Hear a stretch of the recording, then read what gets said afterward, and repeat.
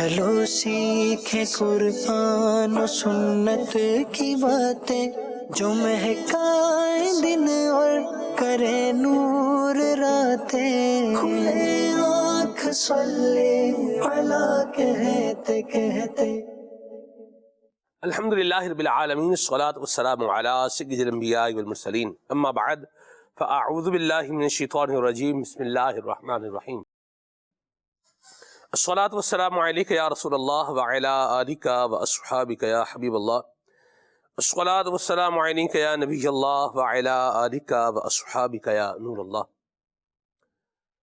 حضرت عظیم مفسر قرآن علامہ ابو عبداللہ محمد بن احمد مالکی قرطبی رحمۃ اللہ تعالی علیہ، آپ فرماتے ہیں کہ حضرت حسن بصری رحمۃ اللہ تعالی علیہ کی خدمت بابرکت میں ایک خاتون حاضر ہوئی اور اس نے عرض کی کہ میری بیٹی فوت ہو گئی ہے، کوئی طریقہ بتائیں کہ میں اپنی بیٹی کو خواب میں دیکھنا چاہتی ہوں۔ آپ رحمۃ اللہ علیہ نے اسے عمل بتایا۔ اس نے اپنی مرحومہ بیٹی کو خواب میں دیکھا، مگر اس حال میں دیکھا کہ اس کے بدن پر ڈامر کا لباس ہے، گردن میں زنجیر اور پاؤں میں بیڑیاں ہیں۔ یہ ہیبت ناک منظر دیکھ کر ماں کانپ اٹھی۔ اس نے دوسرے دن یہ خواب حضرت حسن بصری رحمۃ اللہ تعالی علیہ کو سنایا تو یہ سن کر آپ بھی پریشان ہو گئے۔ کچھ عرصے بعد حضرت حسن بصری رحمۃ اللہ تعالی علیہ نے یہ بات معلوم کی اور آپ کو علم ہوا کہ وہ لڑکی جنت میں ایک درخت پر اپنے سر پر تاج سجائے بیٹھی ہے۔ آپ رحمۃ اللہ تعالی علیہ کو مزید بتایا گیا کہ یہ اسی خاتون کی بیٹی ہے جس کو دیکھا گیا ہے نا، یہ وہی بتایا جا رہا ہے کہ خواب میں دیکھا، یہ وہی ہے جس کے پہلے ڈامر کا لباس تھا، ہاتھوں میں زنجیریں تھیں، پاؤں میں بیڑیاں تھیں، اور اب یہ انقلاب آ چکا ہے، عذاب ختم ہو چکا ہے، ثواب اور اجر یہ شروع ہو چکا ہے، جزا مل رہی ہے، خیر مل رہی ہے۔ تو آپ رحمۃ اللہ تعالی علیہ نے یہاں پر یہ سوال کیا کہ یہ انقلاب کس طرح آیا؟ تو آپ کو بتایا گیا کہ قبرستان کے قریب سے ایک شخص گزرا اور اس نے نبی پاک صلی اللہ علیہ وسلم پر درود پاک پڑھا، اور اس کے درود پاک پڑھنے کی برکت سے اللہ نے ہم 560 قبر والوں سے عذاب قبر اٹھا لیا ہے۔ صلو علی الحبیب صلی اللہ تعالی علی محمد صلی اللہ علیہ وسلم، صلاۃ و سلام علیک یا سید یا رسول اللہ۔ اللہ تعالی ہمیں درود پاک کی برکتیں دنیا میں بھی، قبر میں بھی، حشر میں بھی عطا فرمائے۔ آئیے اللہ تبارک و تعالیٰ کے پاکیزہ کلام کی تلاوت سنیے۔ اعوذ باللہ من الشیطان الرجیم، میں اللہ تعالیٰ کی پناہ میں آتا ہوں شیطان مردود سے۔ بسم اللہ الرحمن الرحیم، اللہ کے نام سے شروع جو نہایت مہربان رحم والا۔ ویل للمطففین، کم تولنے والوں کی خرابی ہے، الذین اذا اکتالوا علی الناس یستوفون واذا کالوہم او وزنوہم یخسرون۔ وہ کہ جب اوروں سے ماپ یعنی ناپ کر لیں پورا لیں، اور جب انہیں ماپ یا تول کر دیں کم کر دیں۔ الا یظن اولئک انہم مبعوثون لیوم عظیم، کیا ان لوگوں کو گمان نہیں کہ انہیں اٹھنا ہے ایک عظمت والے دن کے لیے؟ یوم یقوم الناس لرب العالمین، جس دن سب لوگ رب العالمین کے حضور کھڑے ہوں گے۔ کلا ان کتاب الفجار لفی سجین، بے شک کافروں کی لکھت سب سے نیچی جگہ سے جین میں ہے۔ وما ادراک ما سجین، اور تو کیا جانے سجین کیسی ہے؟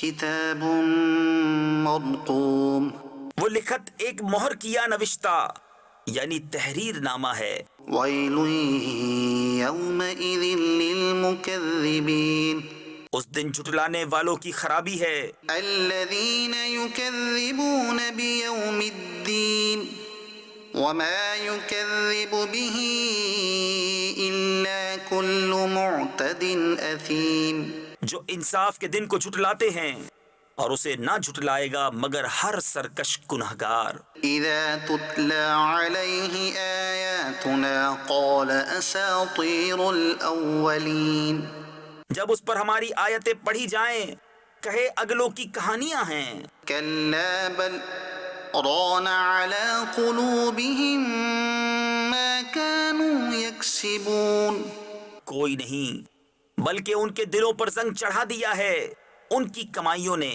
كلا إنهم عن ربهم يومئذ لمحجوبون ہاں ہاں بے شک وہ اس دن اپنے رب کے دیدار سے محروم ہیں۔ ثم إنهم لصال الجحيم پھر بے شک انہیں جہنم میں داخل ہونا۔ ثم يقال هذا الذي كنتم به تكذبون پھر کہا جائے گا یہ ہے وہ جسے تم جھٹلاتے تھے۔ صدق اللہ العظیم۔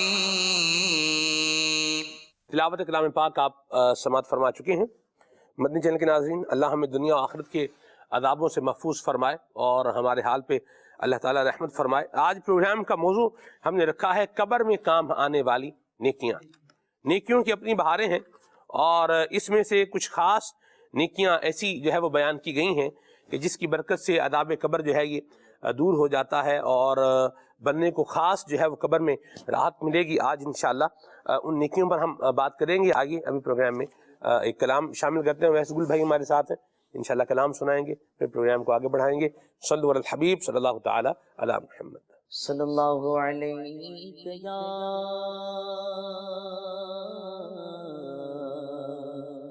یا رسول اللہ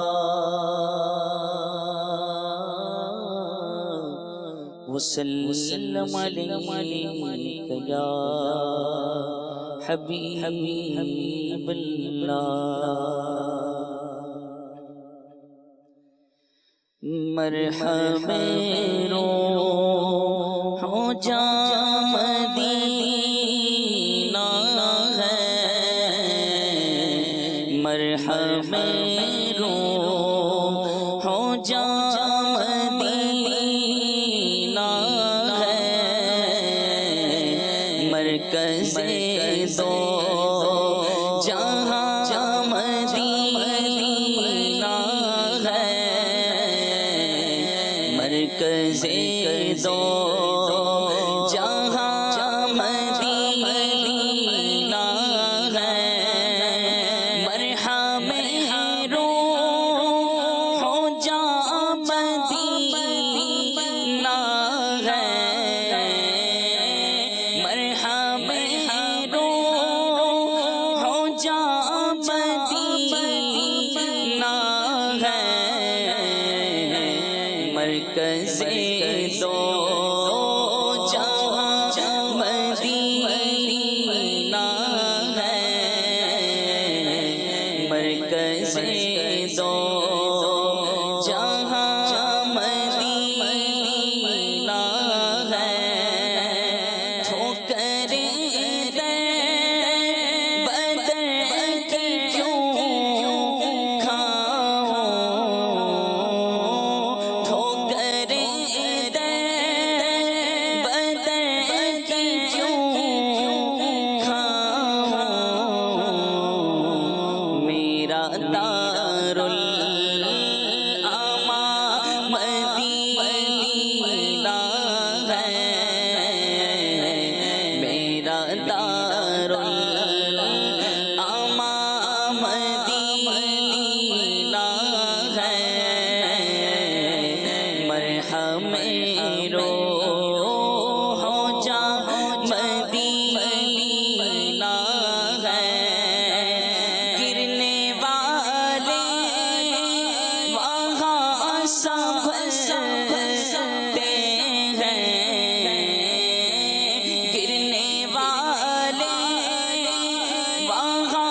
سنبھلتے ہیں قوت بے کسا مدینہ ہے قوت بے کسا مدینہ ہے مرکز دو جہاں مدینہ ہے کر لو حج پھر وہاں تو پہنچا جائے کر لو حج پھر وہاں تو پہنچا جائے یا الہی جہاں مدینہ ہے یا الہی جہاں مدینہ ہے مرکز دو جہاں مدینہ ہے مرحم روح جہاں مدینہ ہے مجرموں بے خطر چلے آؤ مجرموں بے خطر چلے آؤ جائے امن و امان مدینہ ہے جائے امن و امان مدینہ ہے اس جگہ کس متیں سنورتی ہیں اس جگہ کس متیں سنورتی ہیں مر جائے سوچا مدینہ ہے مر جائے سوچا مدینہ ہے مرحم روح جہاں مدینہ ہے کھلا کر نہ ہنس زیادہ نہ بول شور مت کر یہاں مدینہ ہے شور مت کر یہاں مدینہ ہے عشق سرور میں آغوزاری کر عشق سرور میں آغوزاری کر جائے آہو فغاں مدینہ ہے جائے آہو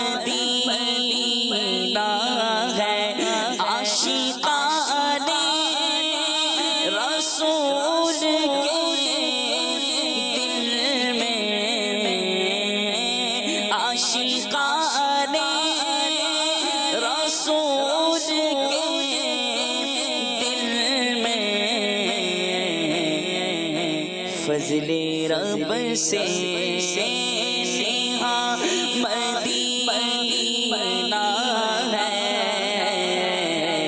فضل رب سے نیہا مدینہ ہے، کاش یا رب نبی کی جلووں میں،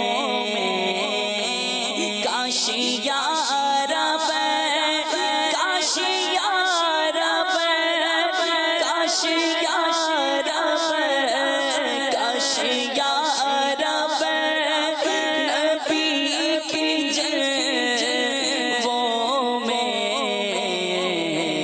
موت آئے جہاں مدینہ ہے، موت آئے جہاں مدینہ ہے، یا خدا جو ملتا ہوا آتا، یا خدا جو ملتا ہوا آتا، پھر سے پہنچے جہاں مدینہ ہے، پھر سے پہنچے جہاں مدینہ ہے، مرحم روح جاں مدینہ ہے،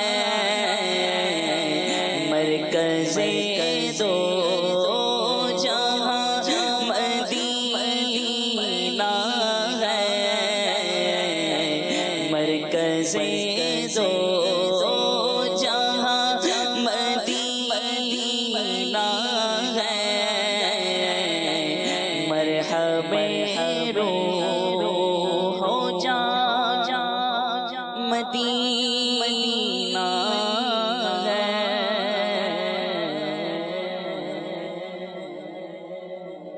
یا مرحبا، سبحان اللہ۔ جنت کا حسن سارا اس میں سمٹ کر آیا، ہے حسن ہی سراپا سرکار کا مدینہ۔ سبحان اللہ، ہم کو پسند آیا سرکار کا مدینہ۔ سبحان اللہ۔ اللہ تعالیٰ نبی کریم صلی اللہ تعالیٰ علیہ وآلہ وسلم کے دربار فیض بار کی بادب حاضری ہم سب کو نصیب فرمائے، اور اللہ نبی پاک صلی اللہ علیہ وسلم کی شفاعت ہمیں بھی اور ہماری آل اولاد کو بھی اللہ نصیب فرمائے، آمین، بجاہ النبی الامین علیہ وعلی آلہ افضل الصلوات والتسلیم۔ قبر میں کام آنے والی نیکیاں آج کا پروگرام کا عنوان اور موضوع ہے۔ آصف بھائی، قبر میں نیک اعمال کی اہمیت کو نبی پاک صلی اللہ علیہ وسلم نے کس طرح سے مثال دے کر کے واضح فرمایا ہے، یہ ارشاد فرمائیں۔ بسم اللہ الرحمن الرحیم۔ کئی مواقع پر قبر میں کام آنے والی نیکیوں کا تذکرہ زبان رسالت حق ترجمان صلی اللہ تعالیٰ علیہ وسلم سے جاری ہوا ہے۔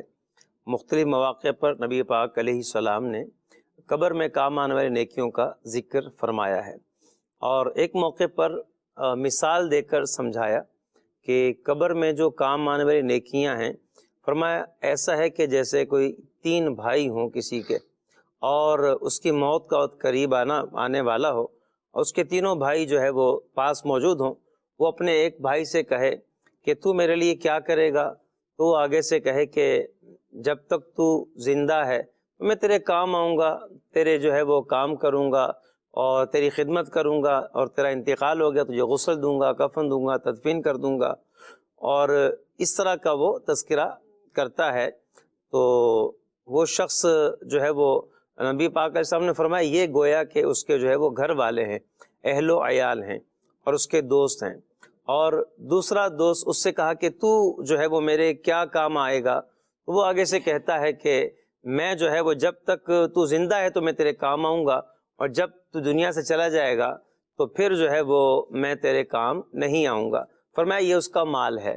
اور تیسرا جو ہے اس سے پوچھتا ہے کہ تو میرے کیا کام آئے گا، تو میرا بھائی ہے کیا کام آئے گا، اس نے کہا میں ہی تو تیرے کام آنے والا ہوں، میں قبر میں بھی تیرا ساتھ دوں گا، قبر میں تیری وحشت دور کروں گا، اور روز محشر جب حساب لیا جائے گا تو میں میزان میں آ کر بیٹھ جاؤں گا، تیرے اعمال کو بھاری کر دوں گا۔ اور ان تینوں کو بیان کرتے ہوئے نبی پاک علیہ السلام نے صحابہ کرام سے رائے لی کہ تم بتاؤ پہلے کے بارے میں کیا کہتے ہو؟ کہا کہ اس نے بھی ساتھ نہیں دینا۔ صحابہ کرام فرماتے ہیں کہ یہ کوئی اتنا محبوب چیز نہیں ہے، اور دوسرا کہا یہ بھی کوئی اچھی چیز نہیں ہے، تیسرے کے بارے میں فرمایا ہاں یہ ہے اچھا دوست، اس سے دوستی لگانی چاہیے۔ تو عمل جو ہے، اور وہ بھی نیک عمل کہ جس نے قبر میں کام آنا ہے، اس کی کئی صورتیں ہو سکتی ہیں نیک اعمال کی۔ اور سب سے پہلے یہ بھی سمجھ لیا جائے کہ قبر میں نیک لوگوں کو اور اہل ایمان کو راحتیں میسر آئیں گی، اور جو کفار ہیں یا پھر جو گناہ گار ہیں اللہ تعالیٰ کے حسب منشا، ان کو جو ہے وہ عذاب میں بھی گرفتار کیا جائے گا۔ اب بعض اعمال وہ ہیں کہ جن کی وجہ سے قبر جنت کا باغ بن جائے گی، اور بعض وہ ہیں جن کی وجہ سے قبر دوزخ کا گھڑا بن جائے گی۔ حدیث پاک میں اس کو روضۃ من ریاض الجنہ بھی کہا گیا ہے کہ یہ جنت کا ایک باغ ہے، یا اس کو دوزخ کا گھڑا بھی کہا گیا ہے۔ تو جنت کا باغ انہی لوگوں کے لیے بنے گی جو نیک اعمال کر کے جائیں گے۔ اور پھر آپ یہ دیکھیں کہ جو سب سے پہلی نیکی ہے، سب سے بڑی نیکی جس نے کام آنا ہے، وہ ایمان ہے۔ ایمان سلامت ہونا چاہیے، ایمان سلامت لے کے دنیا سے جانا چاہیے۔ اور الیاذ باللہ تعالی گناہوں کی نحوست کبھی ایسی طاری ہوتی ہے کہ بندہ ایمان ہی سے محروم ہو جاتا ہے۔ اور پھر قبر کا معاملہ ایسا ہے کہ یہ پہلا امتحان ہے۔ حضرت سیدنا عثمان غنی رضی اللہ تعالیٰ عنہ، آپ کے بارے میں مروی ہے کہ جب آخرت کا ذکر ہوتا، دوزخ کا ذکر ہوتا، آپ روتے تھے، لیکن جب قبر کا ذکر ہوتا آپ اور زیادہ روتے، وہاں رونا زیادہ ہوتا۔ تو عرض کی گئی کہ قبر کا جب ذکر ہوتا آپ زیادہ کیوں روتے ہیں؟ تو آپ رضی اللہ تعالیٰ عنہ فرماتے ہیں یہ آخرت کی منزلوں میں سے پہلی منزل ہے، اگر یہاں بندہ کامیاب ہو گیا تو آگے پھر ہر جگہ اس کو کامیابی ملے گی، اور اگر وہ ناکام ہو گیا تو پھر آگے ناکامیاں ہیں۔ اور قبر میں جو ہے وہ اترنا، یہ نیک اعمال کے ساتھ ہی اترنا ضروری ہے۔ حضرت سیدنا صدیق اکبر رضی اللہ تعالیٰ عنہ آپ فرماتے ہیں کہ بغیر زاد راہ کے قبر میں اترنے والا ایسا ہے جیسے بغیر کشتی کے سمندر میں اترنے والا، یعنی بغیر کسی ظاہری سبب کے وہ سمندر میں اتر رہا ہے تو اس نے اس میں غرق ہونا ہے، تباہ ہونا ہے، نقصان اس کو پہنچے گا، زندگی خطرے میں ڈالے گا، اور اس کے لیے تباہی اس کے سامنے جو ہے وہ کھڑی ہے۔ لیکن جو کشتی کے ساتھ جائے گا اس نے ظاہری اسباب اختیار کیے ہیں، اور اس کے لیے جو ہے وہ راحت ہے، اس نے منزل کو پہنچ جانا ہے کیونکہ کشتی پر وہ سوار ہے، اور جو اس کا مقصد اس میں کامیاب ہو جائے گا۔ تو سیدنا ابوبکر صدیق رضی اللہ تعالیٰ کا یہ فرمان بھی، اور آپ سے منسوب مہینہ بھی ہے، تو آپ کا فرمان ہمیں بہت کچھ سکھا رہا ہے کہ بغیر زاد راہ کے نیک اعمال کے قبر میں اترنے والا ایسے ہے جیسے بغیر کشتی کے سمندر میں اترنے والا۔ تو قبر میں جانے سے پہلے نیک اعمال کا توشہ ساتھ لینا ضروری ہے۔ بہت سارے اعمال ہیں جس پر آگے چل کے آپ مزید گفتگو بھی فرمائیں گے کہ قبر میں جو ہے وہ بہت سارے اعمال ہیں، نیکیاں ہیں جو کام آئیں گی بندے کے۔ جس طرح نیکیاں جو ہے وہ راحت کا سبب بنیں گی، ویسے ہی جو گناہ ہیں وہ عذاب کا بھی سبب بنیں گے۔ اور یہ بھی نبی پاک صلی اللہ تعالی علیہ وسلم نے ہی بیان جو ہے فرمایا ہے۔ بالخصوص ایسے گناہ بھی ہیں جب نبی پاک صلی اللہ علیہ وسلم دو قبروں کے پاس سے گزرے تو حضور نے فرمایا کہ ان کو کسی بہت بڑے گناہ کی وجہ سے جو ہے وہ عذاب نہیں ہو رہا، کبھی بہت بڑا گناہ کرتے تھے۔ یہ اس کو بڑا نہیں سمجھتے تھے، تو کبیرہ ہی، لیکن یہ بڑا نہیں سمجھتے تھے۔ صحیح یہ وہ کیا تھے؟ گناہ تو کبیرہ ہی ہے۔ ایک اس کی ڈائمنشن یہ بھی ہے کہ کرنے کے اعتبار سے اگر دیکھا جائے تو یہ لوگ ظاہر ایسا لگتا ہے کہ وہ چھوٹا سا معاملہ ہے، لیکن چھوٹا معاملہ نہیں ہے۔ تو وہ کیا ہے؟ ایک جو ہے وہ پیشاب کی چھینٹوں سے نہیں بچتا تھا، اور دوسرا جو ہے وہ چغل خوری کرتا تھا۔ تو ان دونوں کے لیے جو ہے وہ قبر کے عذاب کا جو ہے وہ بتایا گیا کہ قبر کے عذاب کا سبب یہ دونوں کام بتایا گیا۔ تو چغل خور اندازہ لگا لیں کہ یہ نہ صرف لوگوں کی زندگی میں زہر گھول رہا ہے بلکہ اپنی قبر کی بربادی کا بھی کیا کر رہا ہے، ساتھ میں سامان کرتا جا رہا ہے۔ تو دونوں چیزوں کو میں چاہ رہا ہوں ہم پیرلر ساتھ لے کر چلیں، بالکل ساتھ ہونا چاہیے کہ یہ نیک اعمال کرے گا جس طرح آپ نے فرمایا تو قبر میں خیر پائے گا، راحت پائے گا، اور برے کام کرے گا جیسے چغل خوری ہے مثال کے طور پر تو یہ دنیا میں بھی پھر نقصان ہی ہے اس کا، اور قبر میں بھی نقصان. روایات میں مفہوم تو ہے نا کہ قبر روزانہ پکار کے کہتی ہے انسان کو میرے اندر آنے والا اگر تو رب کا فرما بردار ہوگا تو میں تیرے لیے رحمت ہوں، اور اگر تو رب کا نافرمان ہوگا میں تیرے لیے عذاب ہوں. تو یہ جو دو باتیں ہیں یہ تو خاص طور پر بیان کی گئی ہیں. اچھا چغلی کی ڈیفینیشن کیا ہے، اس کی تعریف کیا ہے، یہ بھی پتہ ہونی چاہیے. بس اوقات عوام یہ سمجھ چغلی اور غیبت ایک ہی ہے، حالانکہ ایسا نہیں ہوتا. یا پھر شکایت اور چغلی اس میں بھی فرق ہو جاتا ہے. تو یہ بھی فرق جو ہے وہ پیش نظر رہنا چاہیے. اس کے لیے دیکھیں مکتبۃ المدینہ کی کتابیں ہیں بہت ساری، ان کو پڑھا جا سکتا ہے. جیسے احیاء العلوم ہے اس سے پتہ چل جائے گا، امیر اہل سنت کے بعض رسائل ہیں اس سے پتہ چل جائے گا، غیبت کی تباہ کاریاں ہیں اس سے آپ کو پتہ چل جائے گا. پھر جو ہے وہ باطنی اعمال جو ہیں، باطنی بیماریوں کی معلومات، وہ اس میں پتہ چل جائے گا. تو یہ چغلی کیا ہے، بیسکلی جو بنیادی طور پہ چغلی ہے وہ یہ ہے کہ ایک آدمی کا تذکرہ دوسرے آدمی کے سامنے اس لیے کرنا تاکہ ان کی آپس میں لڑائی ہو جائے. تو لڑانے کے لیے، یعنی اس کو کہتے ہیں یمشی بن نمیمہ، تو لڑانے کے لیے چلنا، کبھی ادھر جاتا ہے کبھی ادھر جاتا ہے. تو وہ جو ہے وہ کبھی اس کو جا کے کہتا ہے تیرے بارے میں یہ کہہ رہا تھا، کبھی وہاں جا کے کہتا ہے تیرے بارے میں یہ کہہ رہا تھا. تو آپس میں لڑانے کے لیے ایک کی بات، یعنی کہتے ہیں نا لگائی بجائی کرنا اور ادھر کی ادھر کرنا، تو یہ کر کے کیا کرتا ہے بندہ آپس میں لڑاتا ہے. اچھا بعض لوگ ایسے ہوتے ہیں ان کو شاید اس کے بغیر کوئی زندگی ان کو مزہ ہی نہیں آتا جب تک، یعنی کہ وہ ناؤز باللہ وہ ایسا ہوتا ہے کہ بس چغلی کھاتے ہیں. ایسے کو چاہیے جوتے کھائیں، چغلی کھانے سے کیا جو ہے نا وہ ٹھیک ہے، چغلی کھانے سے کیا فائدہ ہے. تو چغلی کھائے گا تو گناہ گار ہوگا اور معاشرہ جو ہے وہ خراب ہوگا. تو اس لیے جو ہے وہ چغل خور محبتوں کے بھی چور ہیں، اور اپنی جو ہے وہ دوزخ تو اور آگے عذابات تو بعد میں ہیں، پہلے قبر میں جو ہے نا وہ پھینٹا پڑے گئے ہیں. سلمان بھائی اللہ تعالیٰ اس سے محفوظ رکھے. آپ فرما رہے ہیں جوتے کھائیں، مجھے یوں لگتا ہے اگر آپ کی اجازت سے میں اس بات ایڈ کروں، دیکھیں کھانا ہی ہے کچھ، تو پھر میرا خیال ہے کوئی بادام کھا لے، کوئی مطلب کاجو کھا لے، کوئی مونگ پھلی کھا لے، مونگ پھلی کھا لے، چلے سبحان اللہ، کینو کھا لے. تو یہ اچھی چیز کھائیں تاکہ فائدہ ہو. جوتے کھائیں گے تو پھر جوتے کھانے والے کام کریں گے تو پھر جوتے ہی پڑیں گے. یہ بات بڑی واضح اور بڑی سیریس سی بات ہے. تو درست فرمایا آصف بھائی نے کہ اگر آپ کو کچھ کھانا ہی ہے تو کوئی کام کی چیز کھائیں، چغلی کھانے سے بچیں. اور چغلی کھانے والے بعض اوقات یہ بھی آصف بھائی ان کا ہوتا ہے کہ ہم محبوب بن جائیں. جیسے میں اب چاہ رہا ہوں آصف بھائی کا پیارا بنوں، اب میں کیا کروں گا، میں آگے بتاؤں گا فلاں آصف بھائی یوں بول رہا تھا، فلاں یوں بول رہا تھا، یوں بول رہا تھا. تو یہ جو چغلی کھانے والا ہے، یہ جس کے پاس آ کے باتیں بتا رہا ہے، یہ اس کا بھی خیر خواہ نہیں. بالکل خیر خواہ نہیں. وہ اپنا خیر خواہ نہیں ہے تو دوسرے کا کیا ہوگا، اب یہ اندازہ کریں. اور پھر ایسوں کا انجام نہ، یہ اپنے منطقی انجام کو خود ہی پہنچتے ہیں ایسے لوگ. اور بالکل ایک وقت آتا ہے کہ وہ واضح ہو جاتا ہے اور ذلت و رسوائی ایسوں کا مقدر بن جاتا ہے. ظاہر سی بات ہے ہر بندہ جس کے سامنے اب چغلی کسی کی کر رہے ہیں، اگر وہ جہاں دیدہ ہوگا، سمجھدار ہوگا، تو وہ آپ کی ان جو چغلیوں میں آئے گا نہیں. اور اصول بھی یہ ہے سلمان بھائی، اگر کوئی ہمارے سامنے آ کے کوئی بات کرتا ہے، فلاں آپ کے بارے میں یہ بات کر رہا تھا، آپ فوراً اس سے رابطہ کر لیں. اگر تاکہ دل میں کوئی بات نہ آئے، پوچھ لیں بھی، اسی کے سامنے کال کریں کہ ہاں میں ابھی کال کرتا ہوں. وہ اگر جھوٹا ہوگا آپ کو وہیں روکے گا، کوشش کرے گا آپ اس سے رابطہ نہ کریں. تو آپ اس سے رابطہ کر کے وہیں جو بات شروع ہونی ہے اس کو وہیں دبا دیا جائے. تو یہ اس کا حل کرنے کا بھی طریقہ ہے. خیر چغل خوری جو ہے واقعی بڑی مذموم ہے. وَيْلٌ لِكُلِّ ہُمَزَةٍ لُمَزَةٍ، اللہ تبارک و تعالیٰ نے واضح طور پر اس کی جو ہے برائی کو بیان فرمایا ہے.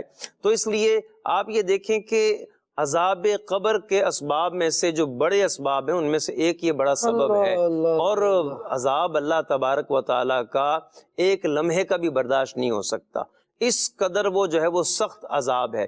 دوزخ کی آگ، اس کا نظارہ آدمی کو قبر میں بھی ہو جائے گا، کیونکہ وہ دوزخ جو ہے وہ جہنم کے گھڑوں میں سے ایک گھڑا ہے. تو جس طرح جنت کی راحتیں بندے کو قبر میں میسر آئیں گی، تو اس لیے قبر کی جو عذابات ہیں وہ بھی اس دوزخ کے اندر، اس قبر کے اندر انسان کو تکلیف پہنچائیں گی. اور پھر یہ بھی یاد رہے کہ جو تکلیف ہوگی، جو عذاب ہوگا، وہ جسم پر بھی ہوگا، روح پر بھی ہوگا، دونوں پر وہاں پر عذاب ہونا ہے. اس طرح راحتیں انسان کے جسم اور روح دونوں کو ملتی ہیں، اسی طرح سے قبر میں روح کا تعلق جسم سے رہتا ہے. بعض اوقات وسوسے آتے ہیں کہ یار یہ روح تو نکل جاتی ہے تو پھر یہ انسان کو قبر میں کیسے جو ہے اس کا تعلق قائم رہتا ہے. تو علامہ سیوطی رحمۃ اللہ علیہ فرماتے ہیں کہ روح کا تعلق جسم کے ساتھ اتنا قوی ہے کہ جیسے کوئی روح، کوئی کسی کی روح عالم بالا میں ہے، کسی کی روح عرش کے نیچے قندیلوں میں ہے، کسی کی روح جنت میں ہے، کسی کی روح کسی آسمان پہ، کسی کی مطاف میں ہے، کسی کی چائے زمزم کے کنویں کے پاس ہے۔ مختلف مقامات پہ لوگوں کی روحیں ہیں۔ اس طرح جو ہے کفار کی، گناہ گاروں کی روحیں مختلف مقامات پہ بیر برہوت ہے اور دیگر تذکرہ آیا ہے۔ تو آپ یہ دیکھیں کہ روح اتنی دور ہے، لیکن جیسے ہی کوئی شخص قبر پہ آتا ہے اور وہ اس کو سلام کرتا ہے، مسلمان کی قبر پہ آیا، تو علامہ سیوطی رحمۃ اللہ علیہ فرماتے ہیں کہ اتنا جو ہے وہ اتنا قریب ہوتی ہے جسم سے روح، اتنا اس کا کنیکشن ہوتا ہے کہ جیسے بندہ قبر پہ آ کے سلام کرتا ہے، وہ روح جہاں بھی ہوتی ہے فوراً پہنچ جاتی ہے۔ اس کی مثال دیتے ہیں کہ ایک آدمی سویا ہوا ہے اور خواب دیکھتا ہے کہ میں دنیا کے دوسرے ملک میں گیا ہوں، اور جیسے کوئی آ کے اس کو اٹھاتا ہے تو وہ فوراً اٹھ جاتا ہے، تو خواب میں اس کی روح گئی ہوتی ہے، اور جیسے اس کو اٹھایا اس ملک سے روح فوراً یہاں پہنچ گئی۔ تو اتنا جو ہے کنیکشن قریب ہوتا ہے، اور روح اس کے ساتھ جڑی ہوئی ہوتی ہے۔ لذت جس طرح روح اٹھاتی ہے، اسی طرح جو قبر میں عذاب ہوگا وہ روح کو بھی عذاب ہوگا اور اس کے جسم کو بھی ہوگا۔ تو خیر، اللہ تبارک و تعالیٰ ہمیں نیک اعمال بجا لانے کی توفیق عطا فرمائے، اور ہر اس عمل سے بچنے کی توفیق دے، اور اللہ تعالیٰ میں محفوظ رکھے جو قبر میں عذاب کا سبب بنتا ہے۔ حدیث پاک میں یہ بھی ہے، علامہ جلال الدین سیوطی شافعی رحمۃ اللہ نے شرح الصدور میں ایک روایت نقل کی ہے۔ آپ فرماتے ہیں کہ جب قرآن پڑھنے والے کو، جو دنیا میں قرآن بہت پڑھتا ہوگا، اس قبر میں رکھ دیا جائے گا تو قرآن پاک کے خوبصورت نوجوان کی شکل میں اس کے پاس آئے گا، عذاب جس سمت سے بڑھے گا اسے وہ ہٹا دے گا۔ یہ میت اس سے پوچھے گی تو کون ہے؟ وہ کہے گا تو مجھے نہیں جانتا، میں وہی قرآن ہوں جسے تو دن اور رات میں پڑھا کرتا تھا، اب میں تیرا ساتھ دوں گا اور اس وقت تک تیرے ساتھ رہوں گا جب تک تجھے جنت میں داخل نہ کروا دوں۔ اور ایک بات یاد آئی، ایک بادشاہ وقت کا انتقال ہوتا ہے، اور ان کے مرنے کے بعد خواب میں ان کو دیکھ کے پوچھا جاتا ہے ما فعل اللہ بک بعد الموت، کہ اللہ تعالیٰ نے مرنے کے بعد آپ کے ساتھ کیا معاملہ کیا؟ تو کہنے لگے اللہ پاک نے مجھے بخش دیا۔ کہا وجہ کیا ہے؟ کہا میرا ایک جملہ اللہ پاک کو پسند آ گیا اور اللہ پاک نے اسی پہ کرم کر دیا۔ کہا کیا جملہ؟ کہا ایک مرتبہ میرا پورا لشکر تیار تھا جہاد کے لیے، میں نے بڑا لشکر تھا، اس کو جب دیکھا نا تو دیکھ کے میرے منہ سے یہ نکلا کہ کاش میں رسول پاک علیہ السلام کے دور میں ہوتا اور میں اپنے لشکر کے ساتھ حضور علیہ السلام کی مدد کرتا، حضور کے دین کی مدد کرتا۔ تو کہتے ہیں اللہ پاک کو یہی جملہ پسند آ گیا، اللہ پاک نے میری مغفرت فرما دی۔ اور اس طرح کے کثیر واقعات ہیں سلمان بھائی۔ کتاب ہے 152 رحمت بری حکایات، 152 رحمت بری حکایات۔ اس میں ٹوٹل یہی حکایات ہیں کہ کسی کو مرنے کے بعد کون سی نیکی کام آئی، کسی کو دنیا سے جانے کے بعد کون سی نیکی کام آئی اور بخشش کر دی گئی۔ ایسی جو ہے وہ کثیر 152 جو ہے وہ حکایات ہیں، جس میں تقریباً 90-91 کے پاس ایسی حکایات ہیں کہ صاحب حکایت کا پورا مکمل تعارف بھی ہے، ان کا تعارف ان کے شاگردوں کا، ان کی کتابوں کا، ان کے اقوال ہیں۔ تو وہ بڑی شاندار کتاب ہے، اور آپ یہ دیکھیں کہ جب یہ کتاب دارالفتہ چیک ہونے کے لیے گئی تو قبلہ مفتی حسان صاحب مدد اللہ علیہ آپ نے فرمایا کہ میں اس کتاب سے بڑا متاثر ہوا، اور جب یہ کتاب آئی تھی تو سیدی امیر اہل سنت مدد اللہ علیہ نے تمام اراکین شورا کو ہدف دے کے فرمایا کہ اتنے دن میں یہ کتاب سب نے پڑھنی ہے۔ 152 رحمت بری حکایت، اس میں ایسی نیکیاں ہیں جو قبر میں کام آنے والی ہیں، اور اس کا جو ہے نا وہ ظہور ہوا۔ کیا بات ہے جی، یہ کتاب بایوگرافی کے ساتھ ہے بزرگوں کی، یہ بھی ایک بڑی اچھی بات ہوگی۔ حضرت فقیہ ابو الحسن سمرقندی رحمۃ اللہ تعالی علیہ، آپ نے ارشاد فرمایا کہ جو قبر کی تنہائی اور گھبراہٹ سے بچنا چاہتا ہے وہ 4 کام کر لے اور 4 کام چھوڑ دے۔ 4 کام کر لے، 4 کام چھوڑ دے۔ کرنے کے 4 کام کیا ہیں؟ ارشاد فرمایا کہ پہلی چیز ہے نماز، نماز کی پابندی کرے۔ سردی کا موسم ہے، اور آپ یقین مانیں کہ آصف بھائی، میں نے یہ دیکھا ہے کہ عاشقان رسول کا ایک گروہ ایسا بھی ہے کہ جو نمازیوں کو فیسیلیٹیٹ کرنے کے لیے جو ہے وہ قائم دائم ہے، تیار ہے۔ آپ بھی مسجد میں امام و خطیب ہیں ماشاءاللہ، مسجد کا نام بھی عثمان غنی مسجد ہے ماشاءاللہ، خالد بھائی بھی ہیں، نقیب بھائی بھی ہیں، مجھے بھی خدمت میسر ہے الحمدللہ۔ کچھ لوگوں کا اس پر بڑا خاص جو ہے فوکس ہے کہ ہم نمازیوں کو کیا کریں، فیسیلیٹیٹ کریں۔ اور پھر مسجد انتظامیہ میں بھی کچھ لوگوں کا ہم نے جو ہے وہ معاملہ دیکھا ہے کہ ان کا بھی یہ ایک جذبہ ہے کہ نمازیوں کو کیا کیا جائے، فیسیلیٹیٹ کیا جائے۔ جہاں مثال کے اوپر گیس نہیں ہے تو وہاں کیا کیا بھئی گیس نہیں آ رہی تو ایل پی جی سلنڈر کا انتظام کر لیا. اچھا ایل پی جی سلنڈر لانے میں کوئی پرابلم آ رہی ہے تو کیا کیا, اس میں گیزر میں الیکٹرک سسٹم جو ہے وہ کروا لیا کہ گیس نہیں ہے تو کیا ہو, بجلی پہ چلتا رہے. اچھا بجلی بند ہو رہی ہے 2-2 ڈھائی گھنٹے کی مثال کے طور پر, کہیں ایسا ہے تو اب کیا کہ اب جنریٹر جو ہے یہ چلایا جائے تاکہ نمازیوں کو پانی کیا ملے, گرم پانی ملے. یعنی یہ ایک طبقہ ہے, اور ان کی جتنی تحسین کی جائے, ان کو جتنا اپریسیٹ کیا جائے یہ کم ہے. چاہے نمازیوں کو فیسیلیٹیٹ کر رہے ہیں, چاہے اپنے رشتہ داروں کو فیسیلیٹیٹ کر رہے ہیں, چاہے اپنے غریب عزیزوں کو جو ہے وہ فیسیلیٹیشن ان کے لیے جو ہے وہ کر رہے ہیں, سردیوں کے موسم میں ان کے لیے جو ہے وہ راحت کا کوئی نہ کوئی سامان کر رہے ہیں. تو یہ لوگ بڑے یوں بولیں کہ بڑے اچھے کام کر رہے ہیں. اللہ پاک ان کو اس کا جو ہے وہ اجر عطا فرمائے. لیکن اس کے پیرلر اگر ہم ایک اور بات کو دیکھیں, وہ یہ ہے کہ آصف بھائی اتنی سہولیات ہونے کے باوجود بھی جو ایک ہمارا انداز ہے خالد بھائی, وہ سستی بھرا انداز یہ ہے, غفلت بھرا جو ہے وہ انداز یہ ہے, مسجد میں جائیں گے گرم پانی ملے گا. یہ تو میں آپ کو شہر کی بات بتا رہا ہوں آصف بھائی, یہ آپ یہ ہمارے ایریاز میں چلے جائیں جہاں پر مطلب گیس میسر نہیں ہے, وہاں چلے جائیں, ٹھیک ہے, تو وہاں کیا ہے کہ مینول گیزر جو ہے نا وہ لکڑی والے گیزر جو ہے وہ لگے ہوئے ہیں. آپ نے دیکھا کبھی لکڑی والا گیزر دیکھا؟ دیکھا میں نے. نہیں میں نے نہیں دیکھا. خالد بھائی نے نہیں دیکھا نا. آپ کی تو 2 ڈائمینشنز ہے نا, ایک کراچی والی ہے, ایک نواب شاہ والی ہے. ماشاءاللہ اللہ برکت دے. تعلق ایسے ہمارے آصف بھائی کا جو ہے وہ نواب شاہ سے ہے.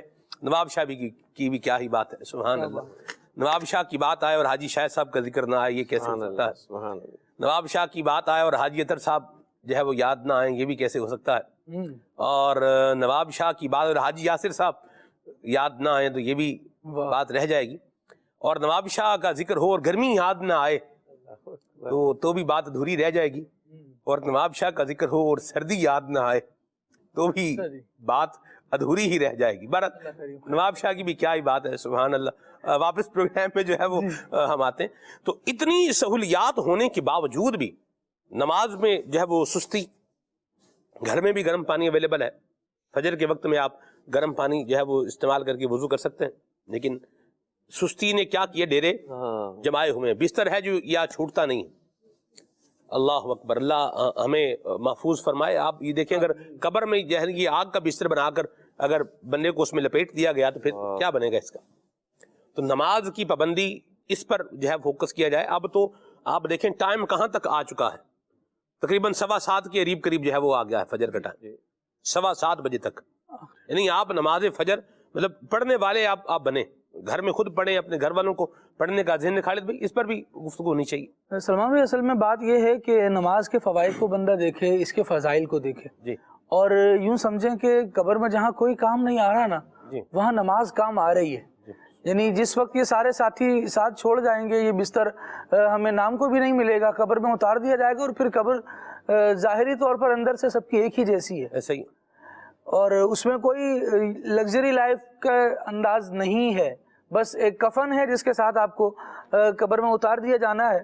اس وقت میں جس عمل نے کام آنا ہے وہ اللہ رب العالمین جل وعلا کی یاد میں زندگی گزارنا تھا, وہ نماز کو قائم کرنا تھا.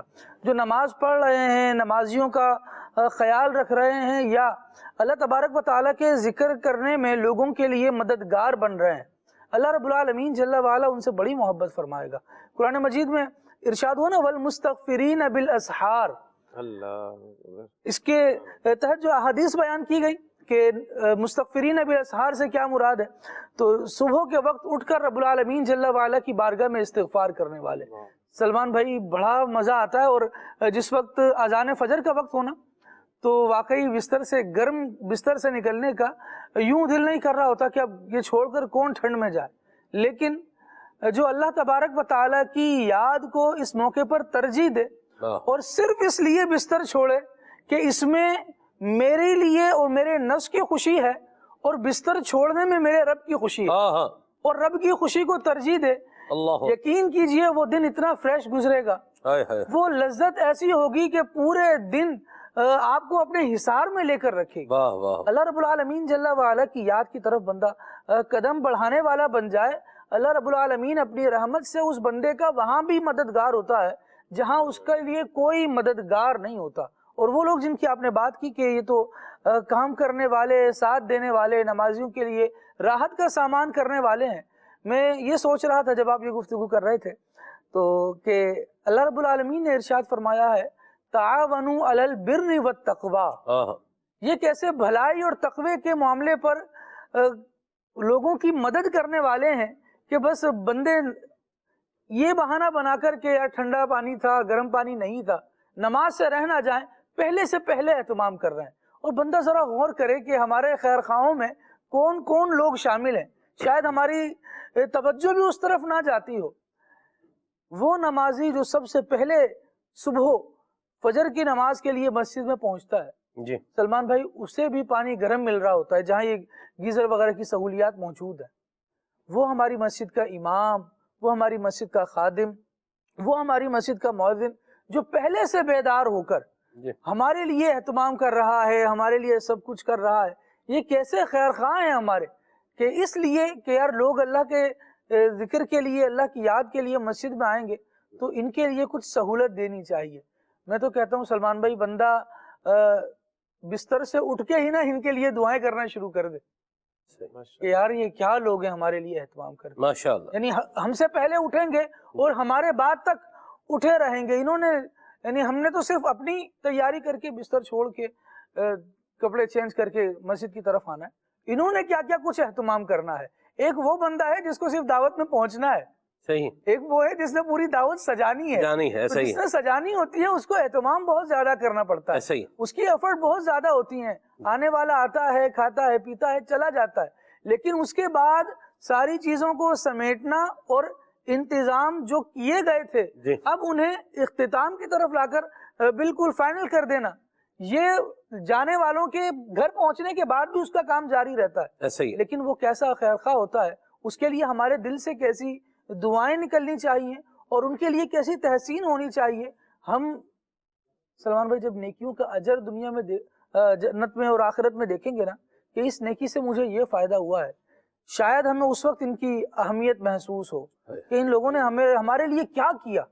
ہماری نیکی کے لیے میں نماز نہ پڑھتا تو گناہ اس کو تھوڑی ملنا تھا، صحیح، گناہ تو مجھے ملنا تھا کہ جس پر نماز فرض تھی اس نے ادا نہیں کی، لیکن اس کے لیے کیسا اجر ہوگا کہ کام اس کا نہیں تھا، فرض اس پر نہیں تھا، لیکن صرف اس لیے کہ اللہ کا بندہ ہے، مخلوق خدا ہے، اپنے خالق سے جڑی رہے، یا اس مرحبا، کے لیے وہ واہ اہتمام واہ کرتا واہ، رہا۔ آنکھ ہی نہیں کھلتی خالد بھائی، کیا کریں؟ اللہ، اس کے لیے نا بہت ساری باتیں ہیں، کس کے لیے آنکھ نہیں کھلتی اور کس کے لیے کھل جاتی ہے۔ میں تو خالد بھائی آسان سی، میرے پاس تو ایک ہی بات یہ سن کے ذہن میں آئی ہے، سبحان اللہ، جلدی آنکھ بند کریں گے تو خود بخود ہی کھل جائے گی۔ واہ واہ، سبحان اللہ۔ یہ دو لفظوں کی بات یہ بھی بہت پیاری بات ہے سلمان بھی، بہت اچھی بات آپ نے لی، لیکن آپ 9 بجے سو جائیں، جی فجر میں آپ کی آنکھ نہ کھلے ہے، ہاں جی، تو میں یہ تو نہیں کہہ سکتا مجھے جرمانہ کر دیں آ کے، لیکن یہ ایسا ہوگا نہیں، اس پہ داستان بھی تو سنے نا کہ 9 بجے آنکھ بند کیسے ہو جائے۔ نہیں ہو جاتا، آپ کرنے پر آئیں، صرف ایک کام کر دیں آپ نے،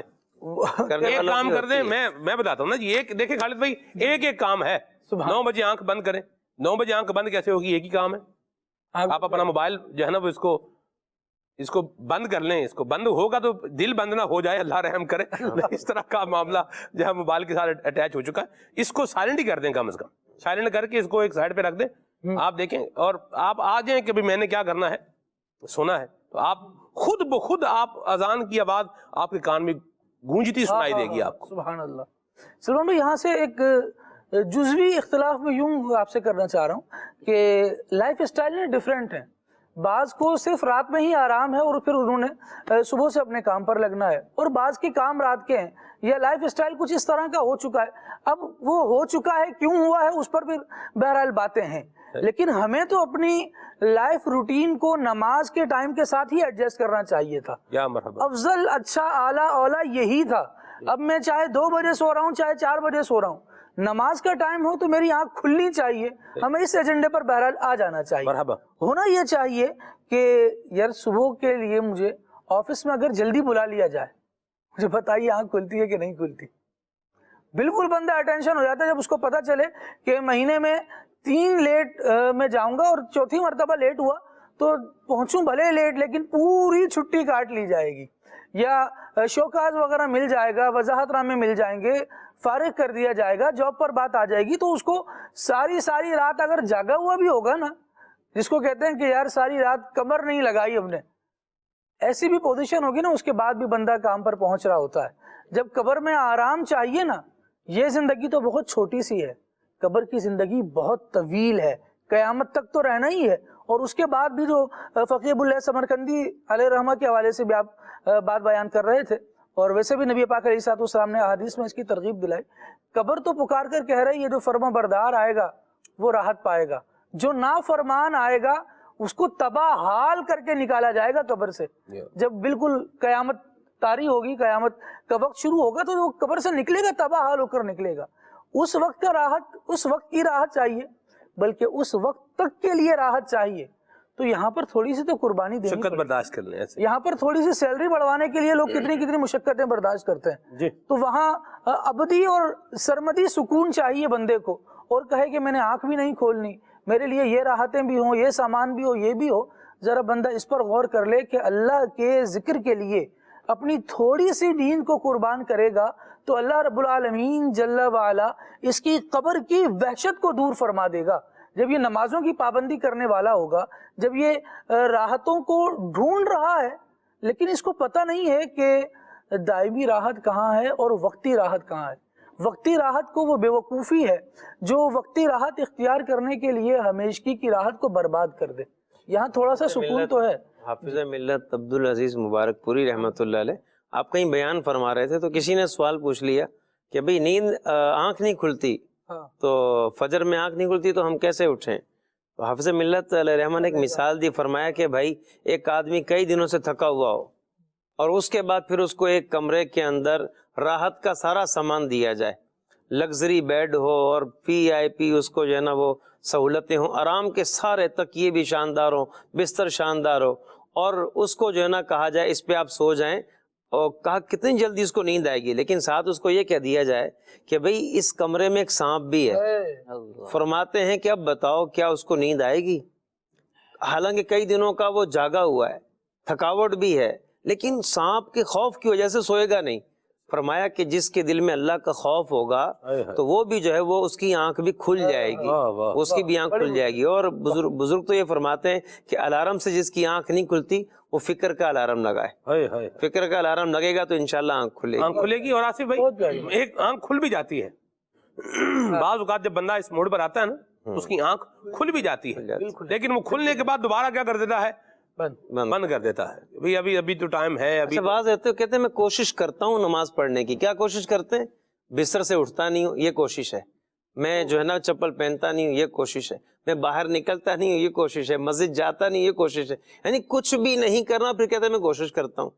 رات کو دیر سے سوتے ہیں، یہ کوشش کرتا ہوں۔ بھی آپ نے کوشش کیا کی ہے؟ آپ نے تو کوشش سرے سے کچھ کی نہیں ہے، تو کوشش کریں، جلدی سوئیں، جلدی اٹھیں، بستر چھوڑیں، مسجد تک جائیں، یہ ہے آپ کی کوشش۔ یا مرحبا مرحبا۔ بعض جملے ایسے ہوتے ہیں سلمان بھائی کہ جو بندے کو بہت زیادہ جذبہ دیتے ہیں۔ میری مسجد کا ایک نمازی وہ ایک دن مجھ سے کہنے لگے کہ امام صاحب میں بہت جلدی اٹھتا ہوں فجر کے لیے، میرے گھر کے دروازے پر ایک چڑیا آ کے بیٹھتی ہے، اگر میرے اٹھنے سے پہلے وہ آگے بیٹھ جائے نا میں سارا دن شرمندہ رہتا ہوں کہ اشرف المخلوق میں ہوں اور یہ مجھ سے پہلے اللہ کا ذکر کر رہی ہے، تو میں اس سے پہلے اٹھتا ہوں۔ اس بات پہ میں نے ان سے دوستی کر لی۔ میں نے کہا اتنا نیک آدمی اور نماز سے محبت، اللہ کے سجدوں سے محبت۔ ایک بات میں اکثر بیان کرتا ہوں محفلوں میں بھی، ایک بابا جی کا انٹرویو چھپا تھا ان کے بارے میں، یہ بات اخبار میں چھپی تھی، لاہور اخبار میں۔ ان کی آنکھوں کا آپریشن ہوا تو ڈاکٹروں نے کہا کہ آپ نے جھکنا نہیں ہے سجدے کے لیے۔ ڈسچارج ہو گئے، گھر لے جایا گیا۔ اب خوش نصیب اولاد ہوتی ہے جو والدین کی خدمت کرتی ہے، تو بچے اپنے ابو کو کچھ بھی پیش کریں تو وہ کھانے سے انکار کر دیں۔ بیٹوں نے کہا ابو جی ڈاکٹروں نے یہ کھانے کا کہا ہے، انہوں نے ایک جملہ بولا، اگر ہم سوچے نا تو بہت بڑی بات ہے۔ انہوں نے کہا مجھے اس رب سے حیا آتی ہے جسے میں سجدہ نہیں کر پا رہا اس کی نعمتیں کھاتا رہوں۔ اللہ کی اتنی نعمتیں ہیں ہمارے وجود میں، نعمتوں کا ہجوم ہے، ارد گرد نعمتوں کا ہجوم ہے۔ ایک لقمہ بھی اگر ہم دیکھیں نا، اس میں بھی نعمتوں کا اتنا کہ وہ لقمہ آسمانی بارشیں ہیں، سورج چاند کا اثر ہے، پھر کس کس مخلوق کا اثر ہے، زمین میں دانہ بویا جاتا ہے، وہ گندم تیار ہوتی ہے، سبزی ہے، گوشت ہے، کتنی پوری مشینری وہ اس کو ایک لقمہ بنانے کے لیے ہمارے ہاتھ میں جب آتا ہے تو پیچھے بہت سی نعمتیں ہوتی ہیں، پھر وہ لقمہ ہمارے ہاتھ میں آتا ہے اور ہم اپنے منہ میں ڈالتے ہیں۔ اتنی بھی بس نہیں ہے، اللہ نے اس کے لیے بھی ایسا لعاب بنایا ہے، زبان میں ایسی تاثیر رکھی ہے کہ جو گرم محسوس کرتی ہے، ٹھنڈا محسوس کرتی ہے، نمکینی ہے، میٹھا پن ہے۔ تو اللہ تبارک و تعالیٰ کی نعمتوں کا اتنا ہجوم اور اتنی کثرت، پھر بھی ہم اللہ کی بارگاہ میں سجدہ نہ کر سکیں۔ یہ جو آیت مقدسہ ہے لَإِن شَكَرْتُمْ لَأَزِيدَنَّكُمْ، اس کے تحت صوفیہ کا ایک بہترین قول لکھا ہے۔ آپ فرماتے ہیں اگر کوئی بندہ یہ دیکھنا چاہے کہ میں اللہ کا وفادار بندہ ہوں یا اللہ تبارک و تعالیٰ کا نافرمان بندہ ہوں تو وہ دو وقت میں دیکھ لے۔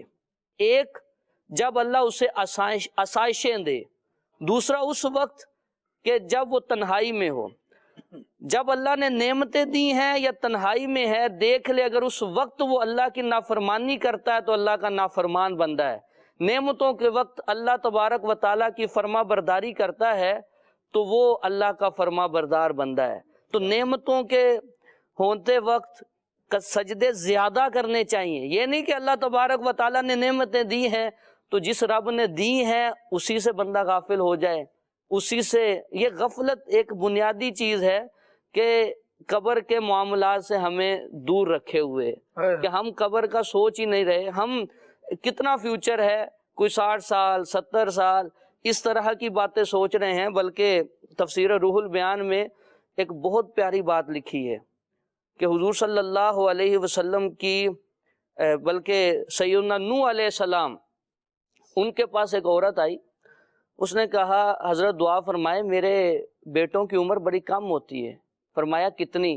کہا 300 سال 250 سال، وہ کم عمر ہوتی ہے اور فوت ہو جاتے ہیں۔ دعا فرمائے اللہ تبارک و تعالی ان کی عمر کو بڑھا دے۔ تو حضرت سیدنا نوح علیہ السلام نے فرمایا کہ آخری نبی کے جو امتی ہوں گے ان کی عمریں ہی 60 سے 70 کے درمیان ہوں گی، زیادہ تر کی۔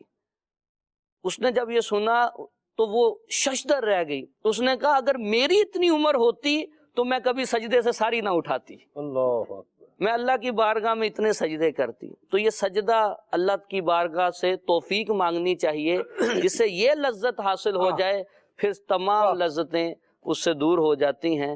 اللہ تعالی ہمیں نماز کی توفیق عطا فرمائے۔ آمین۔ نماز پڑھیں اور پابندی سے پڑھیں، اور خود بھی پڑھیں، اپنے گھر والوں کو بھی جو ہے وہ نماز پڑھنے کی دعوت جو ہے وہ دیتے رہیں، اور دوست بھی ایسے بنائیں کہ جو آپ کو نماز کی ترغیب دلانے والے ہوں، نماز پڑھنے کی ترغیب دلانے والے ہوں اور مسجد میں جانے والے ہوں۔ آصف بھائی ماشاءاللہ ان کا میں نے دیکھا ہے ایک اس حوالے سے بڑا ایک اچھا کنٹریبیوشن ہے نماز کی پابندی توجہ دلانے کے لیے۔ یہ ایک اچھا ان کا سلسلہ ہے، ہمارا بھی ہونا چاہیے، بالخصوص اپنی اولاد کو، اپنے گھر والوں کو محبت سے، پیار سے، کردار سے۔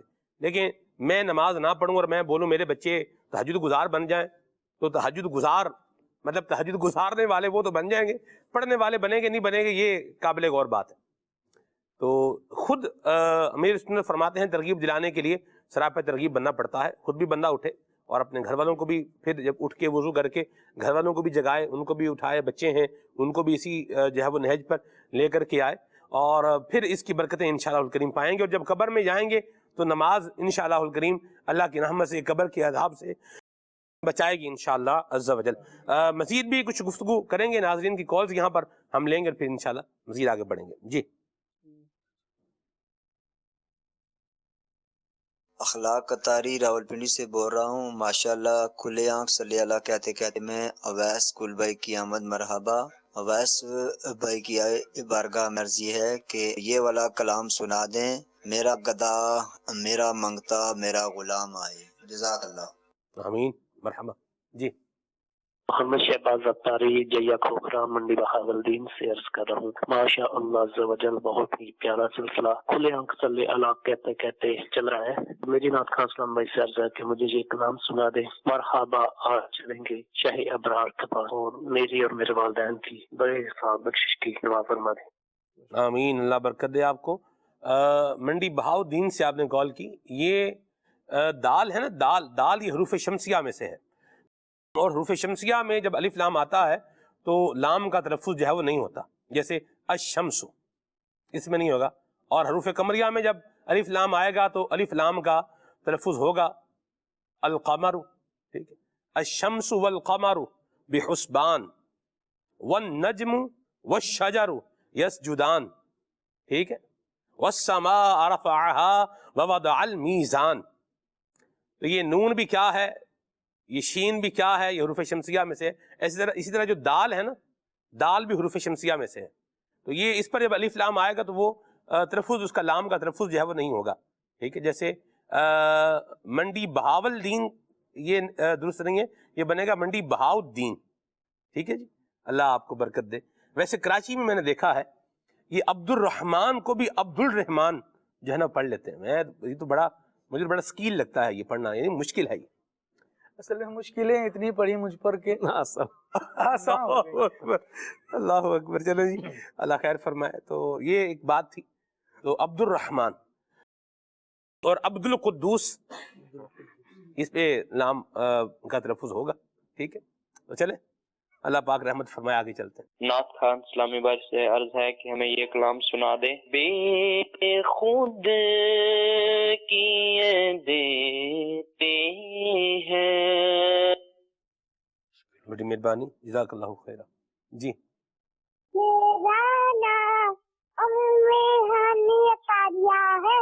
آپ مجھے در پہ بلانا مدینے والے. ماشاء اللہ الکریم. کیا صدقہ بھی عذاب قبر سے بچائے گا؟ جی آصف بھائی سوال.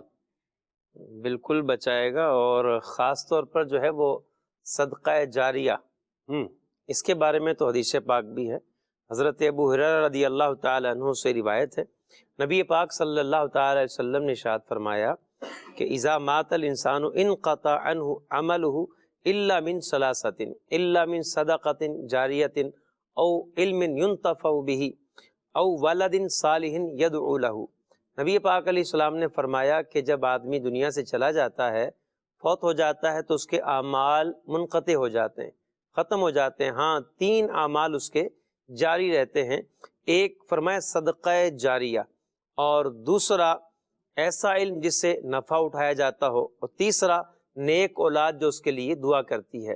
اور اس حدیث پاک میں صدقہ کو ارشاد فرمایا کہ آدمی جب صدقہ کرتا ہے، اور خاص طور پر وہ صدقہ جو صدقہ جاریہ کہلاتا ہے، جیسے وقف کی چیزیں ہیں، کوئی چیز وقف کر دی اللہ کی راہ میں، جس طرح کوئی زمین وقف کر دی، بھئی دعوت اسلامی کو زمین اپنی دے دی کہ آپ اس پہ مسجد بنائیں، مدرسہ بنائیں، اللہ کے لیے اس نے زمین اپنی دے دی ہے. اب وہ جب تک اس پر جو ہے وہ دین پڑھایا جاتا رہے گا، عبادتیں ہوتی رہیں گی، ذکر الہی ہوتا رہے گا، اس کو ثواب ملتا رہے گا. اسی طرح کوئی ایسا کام کیا کہ جس کا اثر باقی رہتا ہے، کوئی بھی کام ہو جس کا اثر بعد میں باقی رہے. اب اس کو حضرت علامہ علی قاری رحمۃ اللہ علیہ آپ نے فرمایا کہ حدیث پاک من سنہ سنتن حسنتن فلہ اجرھا، جس نے کوئی اسلام میں اچھا طریقہ جاری کیا اس کو اس کا اجر ملے گا. فرمایا یہ جو طریقہ جاری کیا اس نے، یہ بھی جو ہے وہ ایسا عمل ہے کہ بعد میں لوگ اس پہ عمل کرتے رہیں گے، لوگ بندے مرنے والے کو ثواب ملتا رہے گا. اس کی ایک مثال سلمان بھائی، سلطان صلاح الدین ایوبی رحمۃ اللہ علیہ، آپ جب غالب آئے، جب آپ کو اقتدار ملا، آپ سلطان اسلام بنے، تو اس سے قبل ایسا معاملہ تھا کہ مختلف خطوں میں بادشاہوں کے لیے جو ہے مؤذن اذان سے پہلے ان کا ذکر کر رہا ہوتا تھا، ان کے لیے دعا کرتا تھا، اور اس کے بعد اذان دیتا تھا. سلطان صلاح الدین ایوبی رحمۃ اللہ علیہ آپ نے فرمان جاری کیا کہ اب جو ہے اذان سے پہلے کسی بھی جو ہے وہ بادشاہ کا نام نہیں لیا جائے گا، بلکہ الصلاۃ والسلام علیک یا رسول اللہ یعنی دروشی پڑھا جائے گا۔ تو آپ نے اس نیک کام کو جاری فرمایا، اور الحمدللہ یہ کئی صدیوں سے مسلمان اذان سے پہلے صلاۃ والسلام پڑھ رہے ہیں، ایک اچھا عمل جاری کیا آپ نے۔ اب یہ اتنے عرصے سے عمل ہو رہا ہے، یقیناً اللہ کی رحمت سے سلطان اسلام صلاح الدین ایوبی رحمۃ اللہ علیہ کو اس کا ثواب مل رہا ہے۔ تو یہ ایک ایسا عمل کرنا، ایسا نیک کام کر جانا، اور ایسا، اور خاص طور پہ صدقے کی، جب صدقے کے بارے میں سوال ہوا ہے تو صدقہ ایسا کر جانا، کسی دیکھیں آپ حدیث پاک میں یہ بھی فرمایا گیا نہر جاری کر دی۔ اچھا، نہر جاری کرنے کا مطلب کہ اس نے اپنا خرچہ کروا کے ایک نہر بنوا دی ہے، مزدور لگائے، اور ایک نہر بن گئی، اس سے لوگوں کی کھیتوں کو، اور لوگ اس سے سیراب ہوتے ہیں، جانور سیراب ہوتے ہیں، تو اس مرنے والے کو مرنے کے بعد بھی اس کا ثواب ملے گا۔ جدید انداز میں بولیں آپ نے ٹیوب ویل کا بندوبست کر دیا، برما لگوا دیا، نلکا لگوا دیا۔ اچھا دیکھیں، پانی کا انتظام تو ایسا صدقہ ہے سلمان بھائی کہ بیماریوں کا اس سے علاج ہوتا ہے۔ سبحان اللہ۔ وہ کتنے بڑے بزرگ، غالباً امام فخر الدین رازی رحمۃ اللہ علیہ آپ کے بارے میں ہے کہ جسم میں کوئی جو ہے پھوڑا ہو گیا، وہ یعنی ایسا ہو گیا کہ وہ ٹھیک ہی نہیں ہوتا تھا، تو ایک بزرگ کی مجلس میں کسی نے کوئی پرچی ڈالی، وہ جو پرچی آئی تھی کسی خاتون کی طرف سے آئی تھی، اس پرچی میں یہ لکھا تھا کہ میں نے نبی پاک علیہ السلام کی زیارت کی ہے، اور حضور علیہ السلام نے فرمایا کہ فلاں سے کہو کہ وہ اب جو ہے پانی کا صدقہ کریں، اللہ تعالیٰ ان کے مرض کو دور کر دے گا۔ تو انہوں نے اپنے گھر کے باہر ایک حوض بنایا، پانی ٹھنڈا کیا اور لوگوں کو پانی پلانا شروع کر دیا، لوگوں نے پانی پیا، ایک ہفتے میں وہ مرض ٹھیک ہو گیا ان کا۔ تو یہ جو ہے پانی کا صدقہ۔ اچھا، پھر یہ نہر جاری کر دی، پانی کا انتظام کر دیا، سبیلیں آج کل ہوتی ہیں، یا آج کل جو فلٹر پلانٹ لوگ لگوا دیتے ہیں، لوگ اس سے فائدہ اٹھاتے ہیں۔ تو یہ ساری وہ نیکیاں جو بعد میں مرنے کے بعد قبر میں کام آتی ہیں، اور صدقہ جاریہ ہے۔ پہلے کے دور میں لوگ سرائے بناتے تھے، مسافر خانے، لوگ سفر کرتے ہوئے جاتے تھے، کہیں قیام کر لیتے تھے، تو وہ قیام کے لیے لوگ سرائے بنا دیا کرتے تھے، اور اس میں جو ہے نا وہ فیس نہیں ہوتی تھی اور کوئی کرایہ نہیں ہوتا تھا۔ آج کل تو ہوٹل ہوتے ہیں، وہ رینٹ پہ ہوتے ہیں، تو وہ تو لوگوں کی پرسنل پراپرٹی ہے، اپنا کاروبار ہے۔ لیکن پہلے کے دور میں ایک باقاعدہ یہ سلسلہ تھا۔ آپ یہ دیکھیں کہ زبیدہ خاتون، ان کے بارے میں آتا ہے، ہارون رشید کی جو زوجہ تھیں، نیک خاتون تھیں ایک، ان کے وصال کے بعد کسی نے پوچھا کہ اللہ تعالیٰ نے آپ کے ساتھ کیا معاملہ کیا؟ کہا اللہ پاک نے بخش دیا۔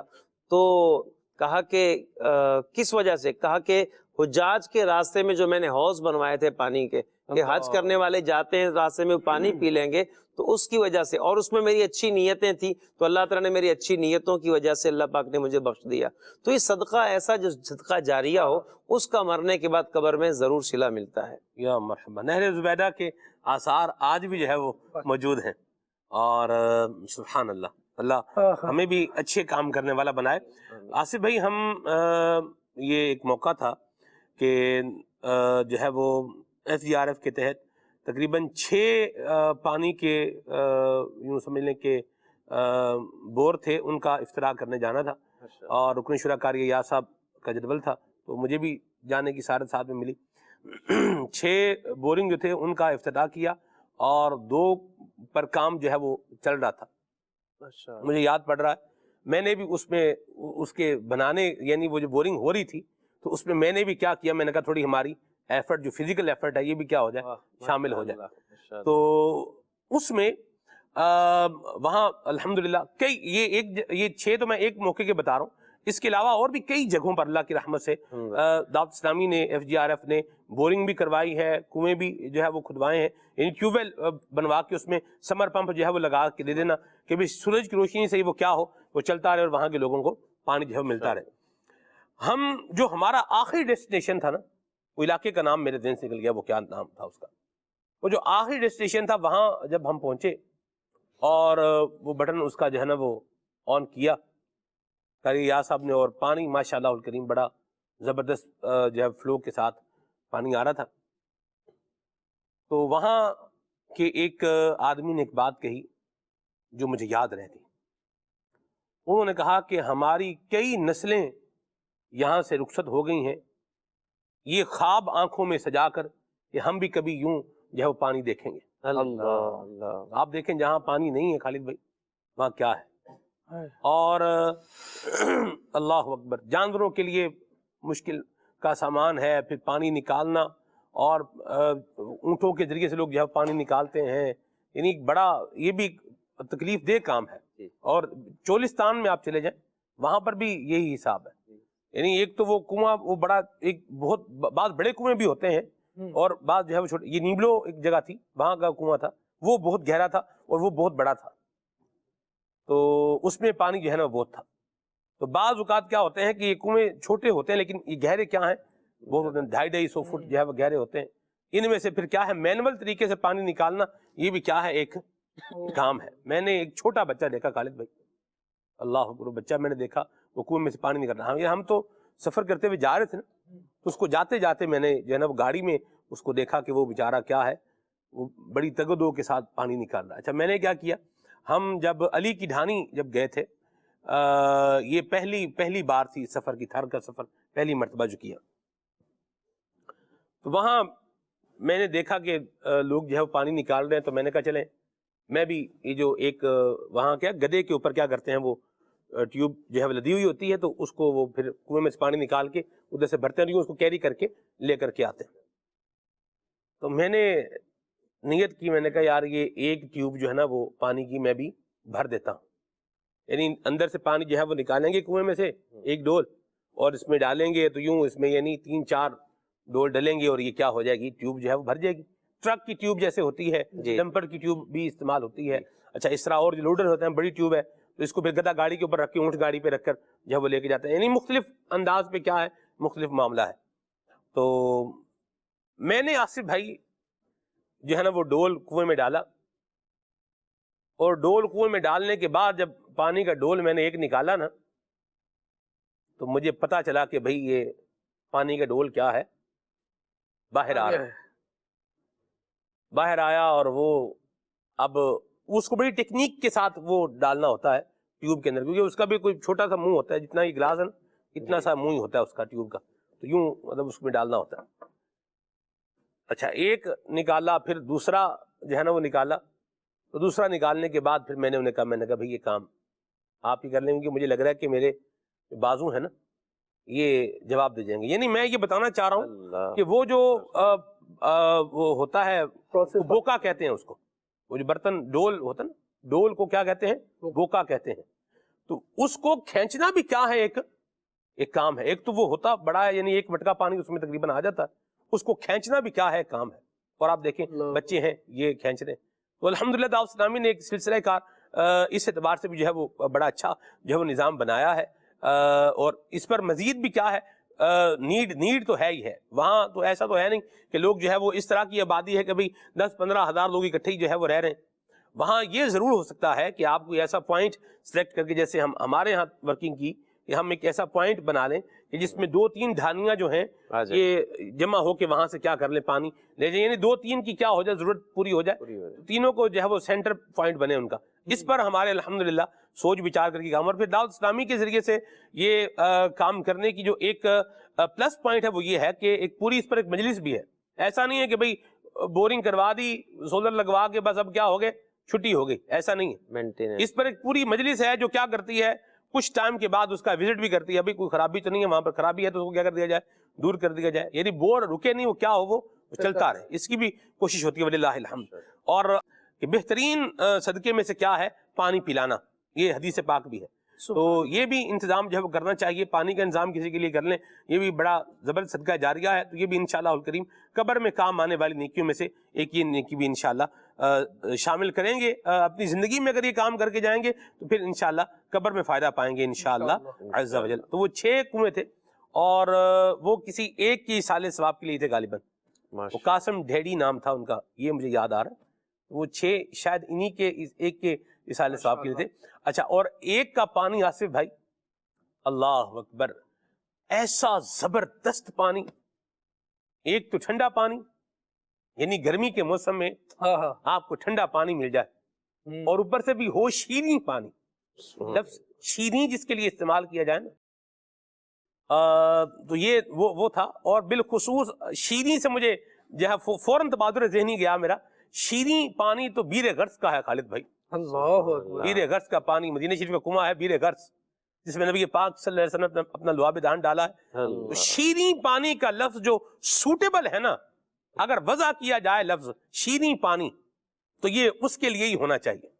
اللہ حضرت نے فرمایا جس سے کھاری کنویں شیریں جہاں بنے اس زلال حلاوت پہ لاکھوں سلام. سبحان اللہ. تو یہ صدقہ جاریہ جس طرح آصف بھائی نے ذکر کیا, تو یہ آپ اپنی دعوت اسلامی کے ساتھ بھی جو ہے وہ مل کر کے یہ اپنے اچھے جو صدقہ جاریہ کے آپشنز بیان کیے آصف بھائی نے, جیسے مسجد بنانے کا ہے, مسجد وقف کرنے کا ہے, مدرسہ بنانے کا ہے, پانی کا جو ہے انتظام کروانے کا ہے, سائے کی جگہ یعنی کوئی ایسا درخت لگانا جس سے لوگوں کے لیے کیا ہو, سایہ میسر آئے. یہ بھی بڑی نیکی. آپ سے احرام میں کبھی سفر کریں تو آپ کو پتہ چلے گا سائے کی اہمیت کیا ہے. اور لوگوں نے وہاں وہ بنائے ہوتے ہیں خالد بھائی کہ آپ اس سائے کے نیچے کیا ہیں تھوڑی دیر شیڈ بنا. ہاں بالکل. ہم نے جو سفر یہ بتا رہا ہوں یہ 6 بورنگ کا جس میں افتتاح کیا تھا رکن شورا قبلہ کاری حاجی ایاز صاحب نے, تو اس میں ہم نے دیکھا کہ بعض جگہوں پر کیا ہے نیم کے درخت جو ہے وہ لگے ہوئے ہیں. سبحان اللہ. اور سایہ ان کا نیم کا سایہ تو ٹھنڈا سایہ, 4 پائیاں بچھی ہوئی ہیں. اللہ اکبر, کیا بات ہے. سبحان اللہ. آگے چلتے ہیں, کال لیتے ہیں. جی گزارش یہ کہ تساں ایک فرمایا کہ قبر وچ 4 کام کرنے اس طرح نماز دی تسی گل کری اس دی وضاحت شروع ہو گئی. باقی دسے کوئی نہیں, باقی کیڑے کیڑے جی باقی بھی دسنا جی میں انشاءاللہ باقی بھی دساں گے. قبر دے عذاب تو بچن واسطے 4 کام جڑے کرنے نے, پہلا ہلے اودے تے شروع ہوئے نماز, پھر دوجا صدقہ ہے اودے تے بھی گفتگو ہوئی الحمدللہ. تیسرا چلو میں عرض کر دینا, تیسرا قرآن پاک کی تلاوت, تے چوتھا جڑا ذکر کیتا گیا ذکر الہی. یہ 4 کام کرنے دے نے, 4 بچنے دے. وہ بھی میں عرض کر دینا گل آئی گئی.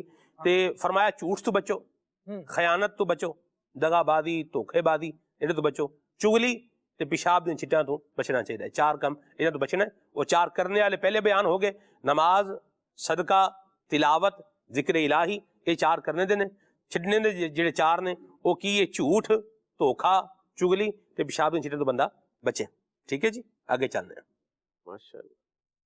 میرا نام منال فاطمہ ہے, میں حاصل پور سے عرض کر رہی ہوں. پیارے سلمان بھائی, مجھے آپ کا پروگرام کھلے آنکھ صلی اللہ کہتے کہتے بہت اچھا لگتا ہے. آج آپ اپنی زبان میں مجھے یہ نعت سنا دیجئے. اے سب سے گنبد والے منظور دیا کرنا جب وقت نزاع دیدار عطا کرنا. اللہ یا مرحبا, ماشاءاللہ, اللہ برکت دے آپ کو. جی میرا نام محمد فرحان ہے, میں خوشاب کی تصویر نور پرسل سے بات کر رہا ہوں. مجھے ایک کلام سنا دیں. مدینے جانے والوں جاؤ فی امان اللہ. یا مرحبا. جی عدنان خورشید اتاری اٹک پنجاب سے, ایک نعت شریف چھوڑ فکر دنیا کی, جزاک اللہ خیر. یا مرحبا. کلام جو ہے وہ شامل کرتے ہیں. منقبت سنا دیں امیر اہل سنت کی, یہ بھی اٹک سے میسیج ہے, جزاک اللہ خیرہ, بہت شکریہ. کلام سننا ہے ہو کرم سرکار, اب تو ہو گئے غم بے شمار. ٹھیک ہے جی. خوشاب سے میسیج ہے. سبحان اللہ. فاصلوں کو تکلف ہے ہم سے اگر کلام سنا ہے. ٹھیک ہے جی. الف اللہ چمبیری بوٹی, یہ اشعار بھی سنا ہے. آپ کو یاد ہے یہ؟ ماشاءاللہ, ضرور سنائیے گا. اویس بھائی,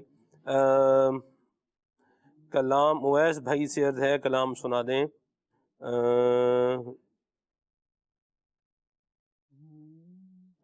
کرم جو آپ کا ہے سید ابرار ہو جائے. سبحان اللہ. یا مرحبا. مظفر گڑھ سے میسیج ہے. ٹھیک ہے جی. ویس بھائی سے گزارش ہے کلام سنا دیں. جب کرم شہ والا تو عجب کرم شہ والا تبار کرتے ہیں. ویس علی بھائی کا میسیج ہے. اللہ آپ کو جزائے خیر عطا فرمائے. کچھ کلام شامل کریں ویس بھائی, پھر ہم آگے چلتے ہیں. صلی اللہ علی محمد. مرحبا آج چلے گئے شہ ابرار کے پاس. مرحبا آج چلے گئے شہ ابرار کے پاس. انشاءاللہ پہنچ جائیں گے سرکار کے پاس. انشاءاللہ پہنچ جائیں گے سرکار کے پاس.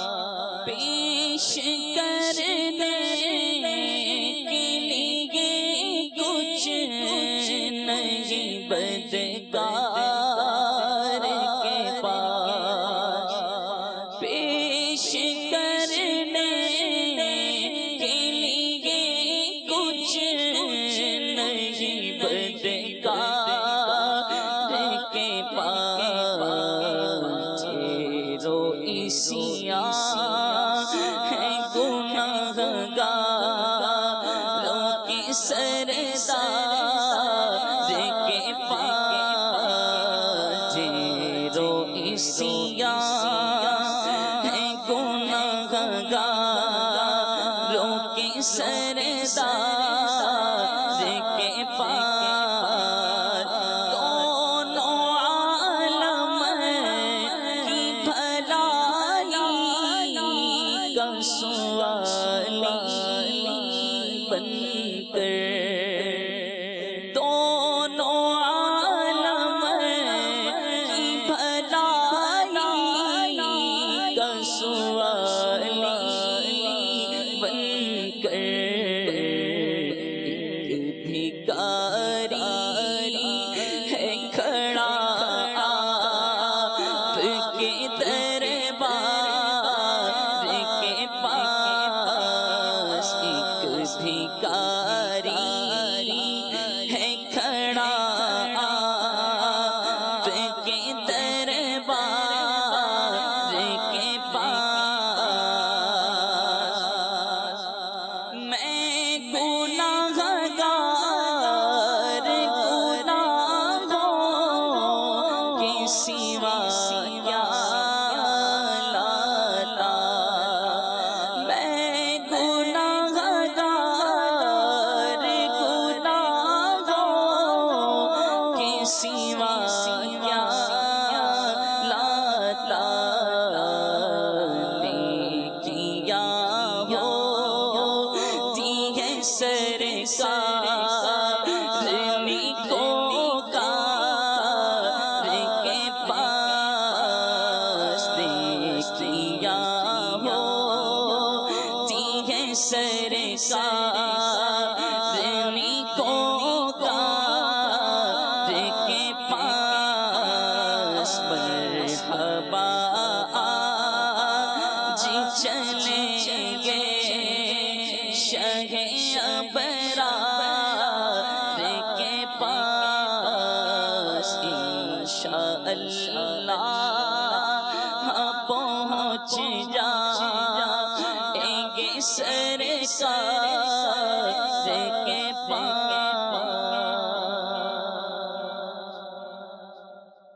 مولاي صلي وسلم دائما أبدا على حبيبك خير الخلق كلهم مولاي صلي وسلم دائما أبدا على حبيبك خير الخلق كلهم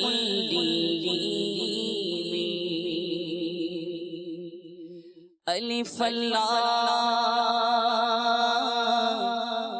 شبدی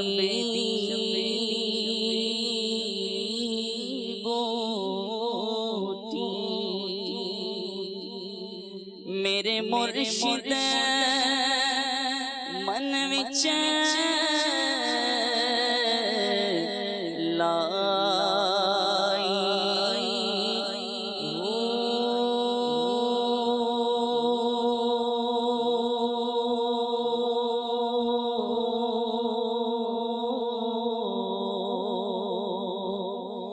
الف لام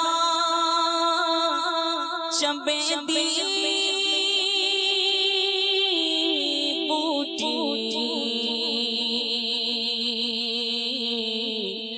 میرے مرشد من وچ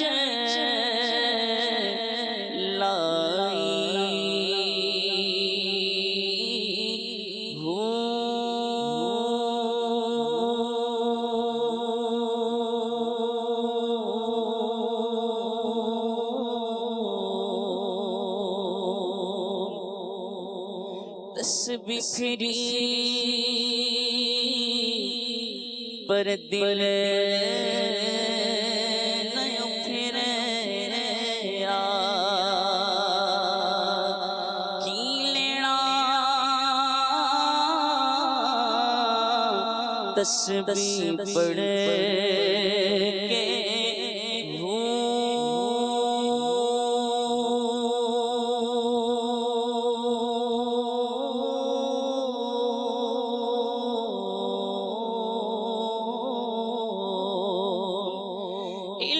पढ़िया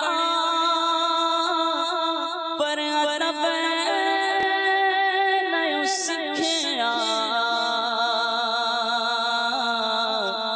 की लेना इल्म पढ़ के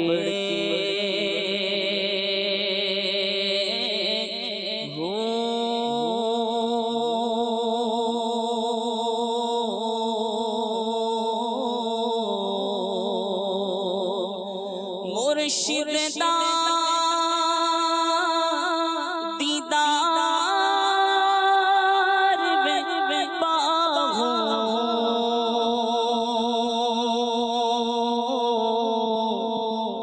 मुर्शिद दा दीदार में पाहूं पवे लख करोड़ा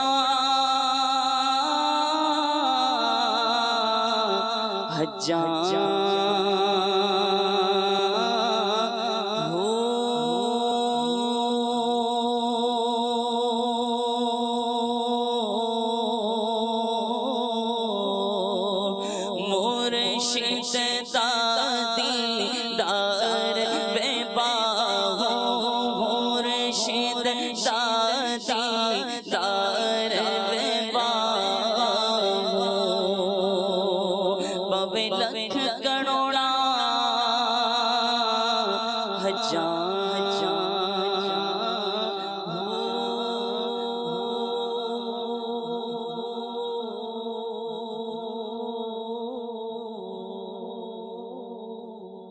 बहरहाल उर्दू बोलने वालों को तो इतना मार्जिन देने में हर्ज नहीं है। वो शेर है कि अलिफ अल्लाह चंबेदी बूटी मेरे मन विच मुर्शिद लाई हूँ नफी असबाद दा पानी मिला। ये है मुर्शिद का काम। हज़रत सुल्तान आल फिरंद से पूछे मुर्शिद क्या करता है? अलिफ अल्लाह चंबेदी बूटी मेरे मन विच मुर्शिद लाई हूँ। मुर्शिद दिल से दुनिया की मोहब्बत निकाल के अल्लाह और उसके रसूल की मोहब्बत जो है वो डाल देता है। अल्लाह की याद, अल्लाह की इताअत, अल्लाह की फर्मा बरदारी, और जो है जिधर बंदा देखे तो उसको रब ही जो है वो याद आए। आलम बखरोशे ला इलाहा इल्ला हुस्त, ये काम है मुर्शिद का। अलिफ अल्लाह चंबेदी बूटी मेरे मन विच मुर्शिद लाई हूँ। दिल में मुर्शिद ने मोहब्बत इलाही का बीज जो है वो बोया है। अब फिर क्या है? अब सबक है। नफी असबाद दा पानी मिलिया हर रगे हर जाई हूँ। वो जो अल्लाह की मोहब्बत की शमा जो मुर्शिद ने दिल में रोशन की है, वो जो बीज दिल में लगाया है, बंदा उसको क्या कर रहा है? ला इलाहा इल्लल्लाह, नफी असबात, ला इलाहा इल्लल्लाह, इसका क्या कर रहा है? पानी दे रहा है। यानी अल्लाह ताला की वो मोहब्बत का जो बीज है, जिक्रुल्लाह करके बंदा क्या कर रहा है? उसको पानी दे रहा है। नफी असबात दा पानी लग गया, नफी असबात दा पानी मिलिया हर रगे हर जाई हूँ। तो फिर अंदर बूटी मुश्क मचाया, दिल में अल्लाह की मोहब्बत की याद है, जबान पर जिक्रुल्लाह है, जिंदगी में इताअत खुदाबंदी है। फिर अंदर बूटी मुश्क मचाया जहाँ फुलनते आई हूँ। अब बंदा क्या कर रहा है? ईमान की हलावत महसूस कर रहा है। अब उसका दिल जो है वो अल्लाह करीम के जिक्र की जो है वो लज्जत को क्या कर रहा है? महसूस कर रहा है। बल्कि उसके पास बैठने वाला भी उस बरकत को क्या कर रहा है? फील कर रहा है। आप देखिए मज़ारात औलिया पर आप जो है वो अगर जाएं तो बाद बुजुर्गों के मज़ारात पर आप जाएंगे तो आपको एक अजीब रूहानियत, एक अजीब जो है वो कैफ महसूस होगा। तो ये जो जिक्र इलाही की जो बरकत होती है, इसकी एक अपनी रूहानियत भी होती है। बहरहाल अंदर बूटी मुश्क मचाया जहाँ फुलनते आई हूँ। फिर आगे कहते हैं कि जीवे मुर्शिद कामिल बाहू। अल्लाह अकबर। आप देखें ना, जिस मुर्शिद ने अल्लाह ताला की इताअत और फरमाबरदारी का रास्ता दिखाया है, दिल में मोहब्बत इलाही का बीज जो है वो दबाया है, और फिर उसको किस तरीके से जो है वो एक लहलहाती हुई फसल में तब्दील करना है, ये भी सिखाया है। तो फिर उसका शुक्र भी तो बजा लाना चाहिए, उसका शुक्र भी अदा करना चाहिए, उसका थैंकफुल भी होना चाहिए। तो ये है कि जीवे मुर्शिद कामिल बाहू जे ए बूटी लाई। सुभान अल्लाह। मुर्शिद कामिल कौन है? कि जो यही बूटी लगाता है। सुभान अल्लाह। और अगर कोई बूट के घोट घोट के पिला रहा तो वो कम से कम कामिल मुर्शिद तो नहीं है। मुर्शिद तो है रास्ता। देखें, मुर्शिद कहते हैं रास्ता बताने वाले को। तो मुर्शिद से मुझे याद आया, ये मुर्शिद अल्लाह आपको हज कराए तो वहां पर भी आपको नजर आएगा, उन्होंने शर्ट पहनी होती है, मुर्शिद लिखा होता है उसके पीछे। तो वो मुर्शिद क्या मतलब? रास्ता बताने वाला, रास्ता दिखाने वाला। मुर्शिद भी होते हैं, कशाफ भी होते हैं। کشاف مشکل کو حل کرنے والا. آپ رستہ بھول گئے, کون بتائے گا؟ بھئی یہ کشاف سے پوچھ لیں. ہم بھی ایک دفعہ رستہ بھول گئے تھے. اللہ اکبر. ہم نے نیت کی, یہ آج 2023 کی بات ہے, میں تھا اور میرے ساتھ سید آصف مدنی بھی تھے غالباً, نہ یہ تھے یا نہیں تھے, میرے ساتھ کون تھا یہ مجھے ذہن میں نہیں آ رہا. ہم تھے دو اس ٹائم میں تھے. اللہ اکبر. ہم نے کہا کہ بھئی یہ جو میٹرو ٹرین ہے نا, ہم مسجد خیف میں تھے اور خیمہ ہمارا جو تھا وہ مزدلفہ میں تھا. تو مسجد خیف شریف سے جانا ہے کدھر؟ مزدلفہ جانا ہے. تو یہ چلنے کے اعتبار سے اگر آپ دیکھیں تو ایک تقریباً لمبا سفر ہے. تو ہم نے کہا یار یہ میٹرو ٹرین ہے نا, ہم اس کے ذریعے جائیں گے. باقی قافلہ تو کیا تھا, وہ پیدل مارچ کر کے جا رہا تھا. ہم نے کہا یار ہم تو میٹرو ٹرین سے جائیں گے. بھئی یہ ٹرین چل رہی ہے اور ہمارے پاس کے ٹکٹ بھی تھے, یعنی وہ اس کے آپ کو بینڈ مل جاتے ہیں, وہ آپ لگا لیتے ہیں. تو وہ پھر اس کو بڑے احتیاط سے لگانا ہوتا ہے, یاد رکھیں.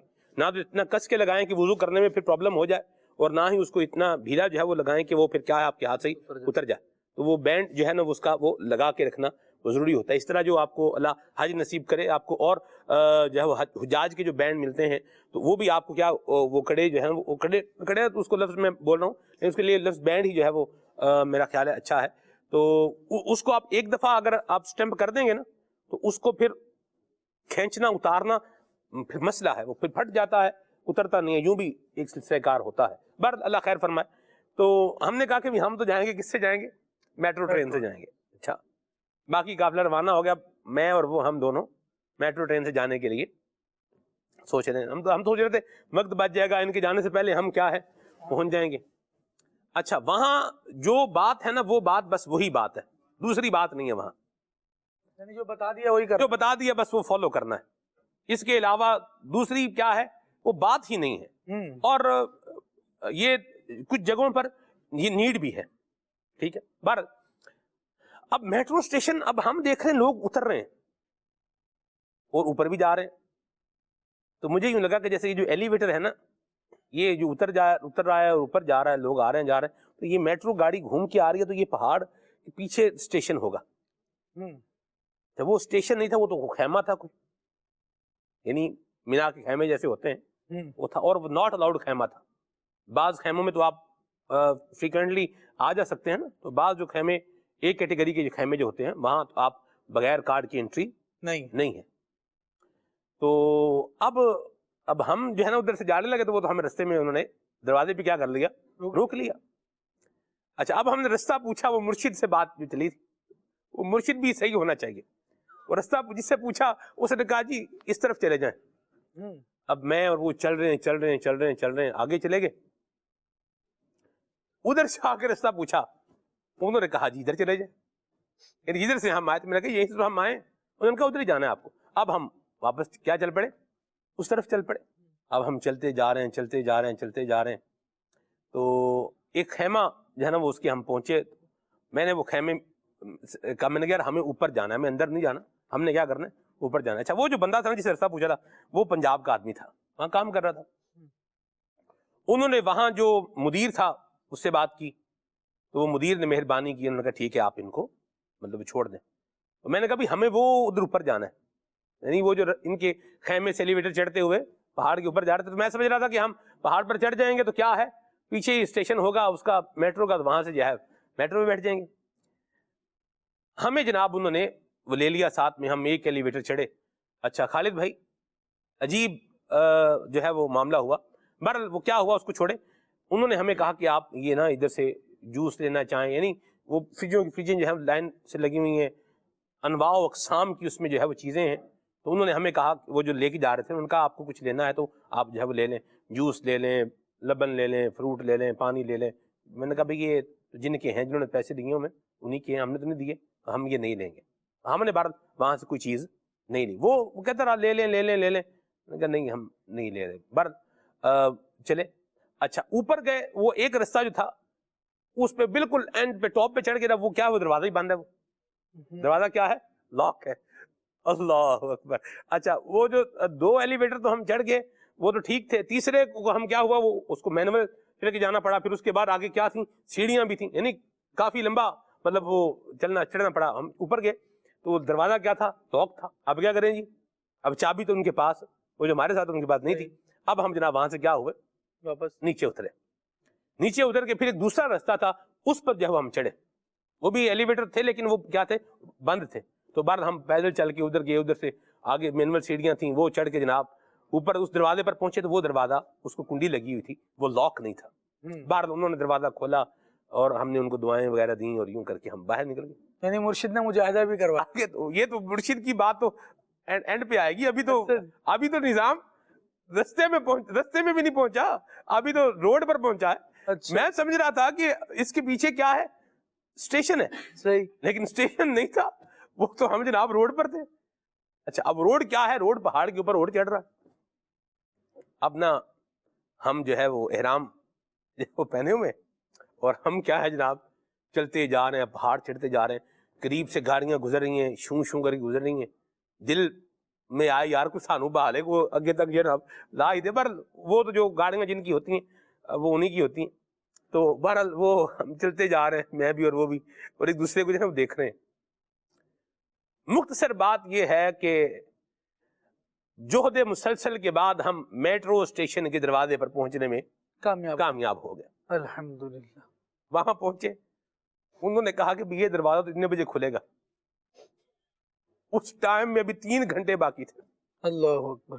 اچھا اب جو ہے نا وہ جب انہوں نے کہا اتنے بجے کھلے گا تو اٹس مینس کہ یہ نہیں کھلے گا, نہیں کھلے گا. اب میں نے ان کو دیکھا, انہوں نے مجھے دیکھا. اب ہمیں تو پتہ نہیں تھا ہم کہاں, اتنا پتہ تھا کہ مینا میں ہیں لیکن کہاں پہ ہیں, اب ہمارا خیمہ کہاں ہے. اللہ اللہ اللہ اللہ.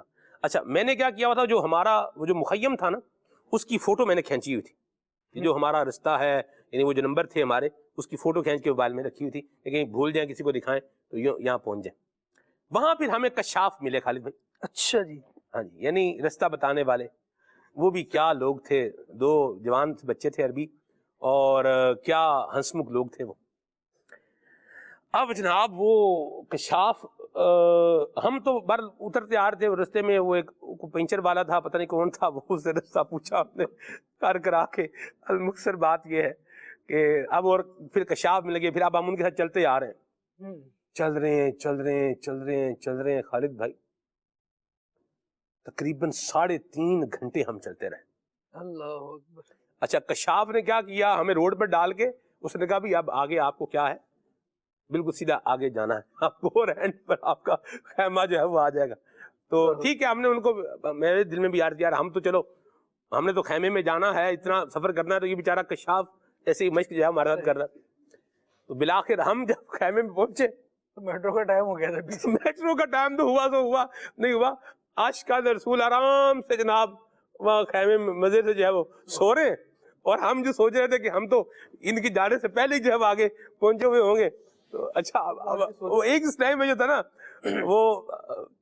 وہ جا کر اس نے ہمیں اس نے دیکھا, کہا کچھ نہیں, لیکن دیکھنے میں لگ گیا پتا کہ وہ کہہ رہے ہیں ہاں بھائی ہو کے آگے, میٹرو سے بیٹھ کے جو ہے وہ آگے. اللہ اکبر. تو مرشد جو ہے وہ صحیح ہونا چاہیے, ورنہ وہ کیا کرے گا, آپ کو پینڈا جو ہے وہ کرا دے گا. اور دنیاوی اعتبار سے تو یہ ہم نے رستہ بتانے والا یہ مرشد ہے. اگر کوئی ڈبہ مرشد بنا لے گا جس کو خود ہی رستہ معرفت کا پتہ نہیں ہے, اللہ کی اطاعت فرما برداری نہیں ہے, علم نہیں ہے, عمل نہیں ہے, گناہ کے کام میں جو ہے وہ لگا ہوا ہے, دنیا کی محبت میں جو ہے وہ گرفتار ہے, تو کیا آپ کو رستہ بتائے گا, کیا دکھائے گا. آپ کی گفتگو سے ایک بات میں نے یہ اخذ کی ہے کہ سہولت کار بھی کبھی مشقت میں پڑ جاتا ہے. سہولت کا طلبگار بھی کبھی مشقت میں پڑ جاتا ہے. اب یہ خالد بھائی جو بات کر رہے تھے کچھ دیر پہلے کہ وہ جو سہولت چاہیے, آرام چاہیے, آسائش چاہیے, بندہ سو رہا ہے, عارضی سہولت کے لیے جو نا دائمی راحت کو قربان کر رہا ہوتا ہے, تو اب وہ سہولت کو جو طلبگار ہے وہ کبھی مشقت میں پڑ جاتا ہے. تو یہ بھی ایک ہے کہ بندہ کبھی تھی سہولت کی طلب کہ ہم سہولت سے چلے جائیں گے, لیکن وہ پھر وہ مشقت میں. یہ تو بات یہ ہوگی نا کہ تدبیر کی کیا نام ہے, ناخن سے, ہاں تدبیر کے ناخنوں سے تقدیر کی گرہیں نہیں کھلتی. یہ ہوتا ہے تقدیر غالب ہے اور آپ پھر جنت کہیں اور نکل. ہمیں الحمدللہ دعوت اسلامی کے دینی ماحول کی برکت ہے, کوئی فرسٹریشن نہیں تھی, الحمدللہ کوئی مطلب بیزاریت اللہ کی رحمت سے جو ہے وہ نہیں تھی اللہ کی رحمت. اب کہاں گھوم رہے ہیں بھائی؟ مینا میں گھوم رہے ہیں. سبحان اللہ. یہ ہے کہ ہاں مینا میں ہے، یہ بس پتہ تھا کہ ہم مینا کی حدود کے کیا ہیں، اندر ہیں. وللہ الحمد. بہرحال اللہ عافیت عطا فرمائے. مرشد صحیح ہونا چاہیے. اچھا اسی طرح یہ حج کی بات بتاؤں آپ کو. نکلے تقریباً 4:30 بجے کے قریب مجھے یاد پڑ رہا ہے کہ جب فجر کی نماز پڑھ لی مینا میں، جیسے آپ کو کیا کرنا ہے، آپ کو 8 کی ظہر عصر مغرب عشاء اور 9 کی فجر کی مینا میں پڑھنی ہے. یہ سنت موقدہ ہے. صحیح. اور پھر 9 کی فجر کے بعد آپ کو کہاں آنا ہے؟ آپ کو عرفات شریف میں آنا ہے. اور فجر پڑھ لی ہم نے مینا میں. اب گاڑی جو تھی وہ ہماری وہ پہنچی کتنے بجے پہنچی ہوگی مینا میں، عرفات میں؟ گیس کریں. آنا کتنے بجے تھا جی؟ فاصلہ وہ تقریباً خالد بھائی 45 منٹ کم و بیش 45 منٹ کا یا 1 گھنٹے کا تھا. یعنی وہ گاڑیاں ایسا ایسا موو کرتی ہیں نا، بعض اوقات یہ بھی ہوتا ہے. کتنے بجے آیا ہوگا؟ کوئی آئیڈیا نہیں لگایا جا سکتا کیونکہ رش جس طرح کا بتایا جاتا ہے تو واللہ عالم. خالد بھائی 12:30 بجے وہ بیچارے پہنچے کہیں پہ. کب کے نکلے ہوئے؟ سمجھ لیں کہ 4:30 بجے کے نکلے ہوئے. 6-6.5 گھنٹے تقریباً بس میں. اچھا وہ بھی کیا تھا، وہ مرشد خود ہی رستہ بھول گیا تھا. وہ بتائیں وہ بیچارے، وہ جو مرشد تھا نا وہ کیا ہو، وہ گاڑی گھوم کے دوبارہ کدھر آ جائے، ادھر ہی آ جائے. اچھا پھر وہ ڈرائیور چونکہ نئے آئے جو ہوتے ہیں ان کو رستہ بتانا، تو اس لیے ساتھ میں کیا ہوتا ہے کہ مرشد مطلب ہوتا ہے وہ رستہ بتانے والا ہوتا ہے. تو مرشد بیچارے کو خود ہی رستہ معلوم نہیں تھا، تو وہ کیا تھا، وہ گاڑی گھمو کے دوبارہ ادھر ہی لے آتے تھے. اللہ اکبر. وہ بیچارے پھر کہیں 12:30 بجے وہ عرفات شریف پہنچے. بہرحال الحمدللہ کہ عرفات پہنچ گئے. یہ اللہ کا ایک شکر ادا کرنے کا موقع ہے. مرشد کیا ہونا چاہیے؟ صحیح ہونا چاہیے، جو راستہ بتائے. اور الحمدللہ رب العالمین اللہ کی رحمت سے شیخ طریقت امیر سنت کو اللہ تبارک و تعالیٰ نے یہ انعام عطا فرمایا ہے، ان پر یہ مہربانی فرمائی ہے کہ آپ الحمدللہ مرشد کامل ہیں اور آپ ہمیں اللہ تبارک و تعالیٰ کی اطاعت، فرما برداری اور اس کی اطاعت کا راستہ جو ہے وہ بتا رہے ہیں. اللہ تعالیٰ ہمیں دعوت اسلامی کے دینی ماحول سے وابستہ رہتے ہوئے دینی کام کرنے کی توفیق عطا فرمائے. اور جو امیر سنت سے ابھی تک جو ہے وہ مرید نہیں ہیں تو ان کو چاہیے کہ وہ شیخ طریقت امیر سنت کے جو ہے مرید بن جائیں. انشاءاللہ الکریم مرشد کامل کی اطاعت و فرما برداری کرتے ہوئے، ان کی باتوں پر عمل کرتے ہوئے زندگی گزاریں گے تو اللہ کریم کی رحمت پانے میں کامیاب ہو جائیں گے. ابھی ہم آپ کو خلیفہ امیر سنت کا ایک ویڈیو پیکج جو ہے وہ دکھانے جا رہے ہیں. آئیے دیکھیے. نبی کریم صلی اللہ علیہ وسلم پر درود شریف بھیجنا ایک مسلمان کے لیے بہت بڑی نعمت اور خوش قسمتی کی بات ہے. اللہ کے پیارے حبیب صلی اللہ علیہ وسلم نے درود و سلام پڑھنے والوں کو بہت سارے فضائل و برکات کی بشارتیں یعنی خوشخبریاں عطا فرمائی ہیں. اگر بندہ پوری توجہ سے، خلوص نیت سے اور ادب و تعظیم کے ساتھ درود پاک کی کثرت کرے تو اسے یہ 5 عظیم فائدے حاصل ہوں گے. اللہ پاک کے پیارے اور آخری نبی محمد عربی صلی اللہ علیہ وسلم کی محبت دل میں بیٹھ جائے گی اور اس طرح وہ پیارے آقا صلی اللہ علیہ وسلم کا فرما بردار اور اطاعت گزار بن جائے گا. بخاری شریف کی حدیث پاک ہے کہ اللہ پاک کے آخری نبی صلی اللہ علیہ وسلم نے فرمایا کہ بندہ جس سے محبت کرتا ہے کل بروز قیامت اسی کے ساتھ ہوگا. تو درود شریف پڑھنے سے چونکہ دل میں رسول اللہ صلی اللہ علیہ وسلم کی محبت بیٹھ جاتی ہے تو اس محبت رسول کی وجہ سے انشاءاللہ قبر و حشر میں رسول کریم صلی اللہ علیہ وسلم کا ساتھ نصیب ہوگا. درود شریف پڑھنے والا چونکہ محبت کی بدولت اللہ پاک کے رسول صلی اللہ علیہ وسلم کی اطاعت کرتا ہے اور اطاعت رسول کا انعام اللہ کریم یہ عطا فرماتا ہے کہ وہ شخص قیامت کے دن انبیاء و صدیقین و شہداء و صالحین کے ساتھ ہوگا. اور ان سب نفوس قدسیہ کے سردار خود حضور سرور کائنات صلی اللہ علیہ وسلم ہیں. تو نتیجہ کیا نکلا؟ نتیجہ یہ نکلا کہ درود پڑھنے والا اللہ پاک کے مقبول ترین بندوں کے ساتھ ہوگا. قرآن قریب میں ہے کہ اطاعت رسول کریم اللہ پاک کا محبوب بناتی ہے. قل ان کنتم تحبون اللہ فاتبعونی یحببکم اللہ. ترجمہ کنز ایمان، اے محبوب تم فرما دو کہ لوگو اگر تم اللہ کو دوست رکھتے ہو تو میرے فرما بردار ہو جاؤ، اللہ تمہیں دوست رکھے گا۔ تو یوں درود پاک پڑھنے والا حضور صلی اللہ علیہ وسلم سے محبت کرتا اور ساتھ ساتھ ان کی اطاعت کرتا ہے، اور یوں اطاعت رسول کے سبب وہ اللہ پاک کا محبوب بن جاتا ہے۔ اللہ کریم ہمیں خوب سے خوب درود و سلام پڑھنے کی توفیق و سعادت عطا فرمائے، آمین بجاہ النبی الامین صلی اللہ علیہ وسلم۔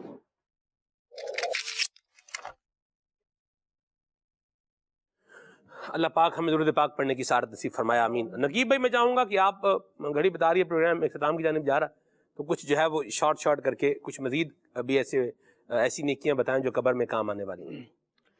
بہت ساری اس کی فہرست بتائی جا سکتی ہے۔ سب سے پہلے میں طبقات کبیر میں ایک بہت ہی خوبصورت بات لکھی ہے جس سے ہمارے دنیا کے بہت سے مسائل حل ہو سکتے ہیں۔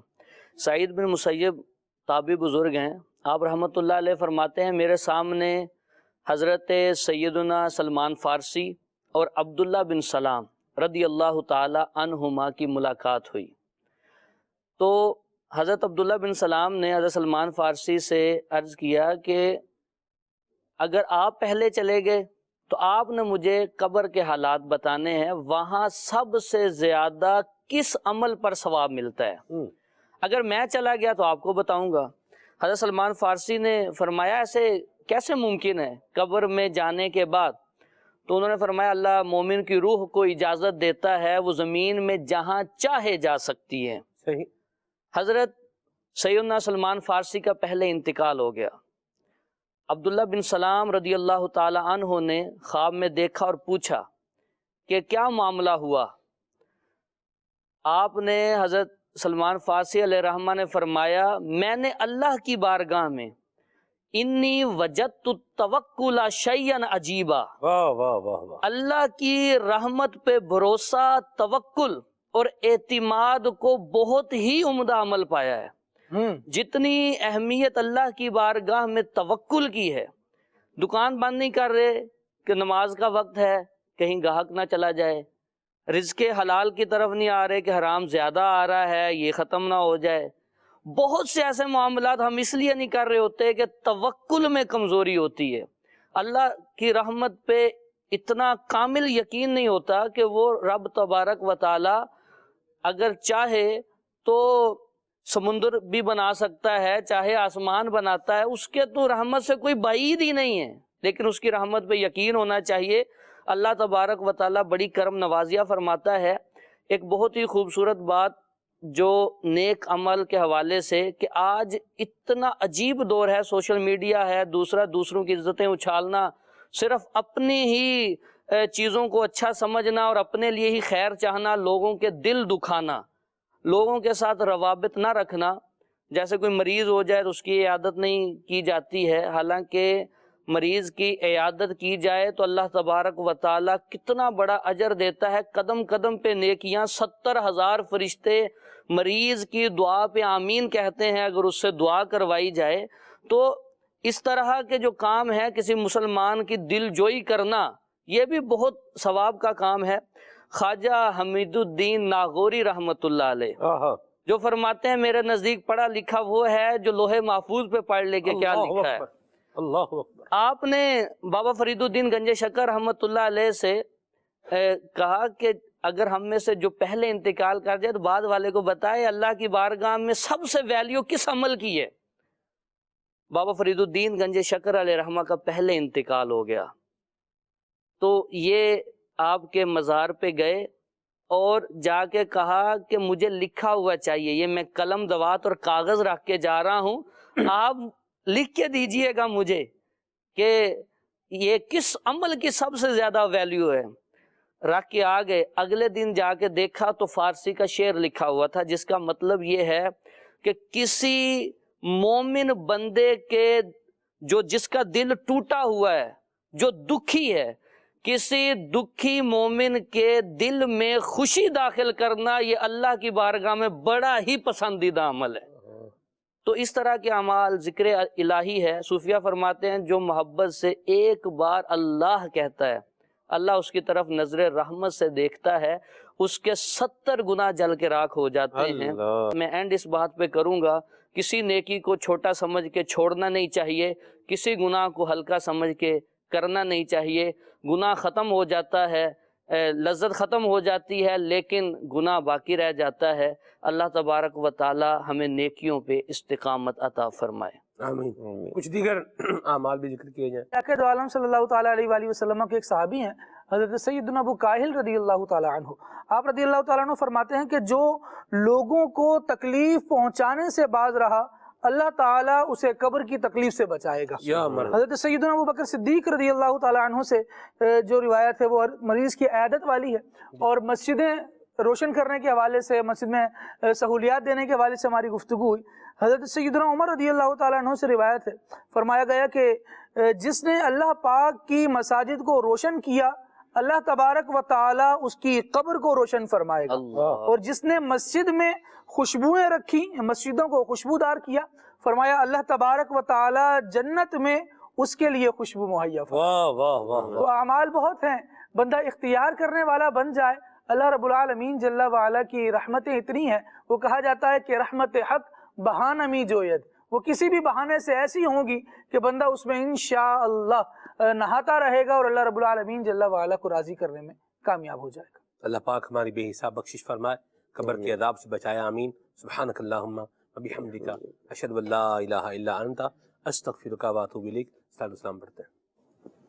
یا نبی سلام علیکہ، یا رسول سلام علیکہ، یا حبیب سلام علیکہ، صلوات اللہ علیکہ، یا نبی سلام علیکہ، یا رسول سلام علیکہ، یا حبیب سلام علیکہ، صلوات اللہ علیکہ، مصطفیٰ خیر الورا سرور ہر دو سرا، اپنے اچھوں کا تصدق ہم بدوں کو بھی نبھاؤ، یا حبیبی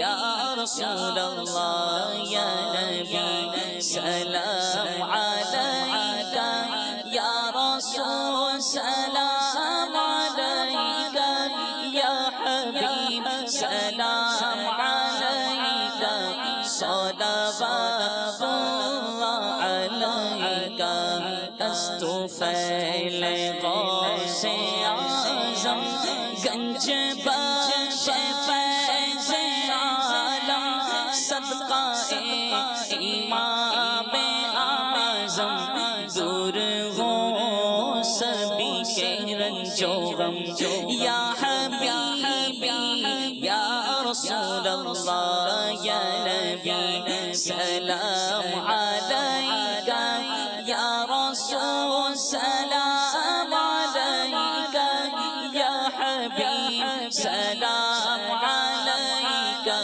صلوات اللہ علیکہ، یا نبی سلام علیکہ، یا رسول سلام علیکہ، یا حبیب سلام علیکہ، صلوات اللہ علیکہ۔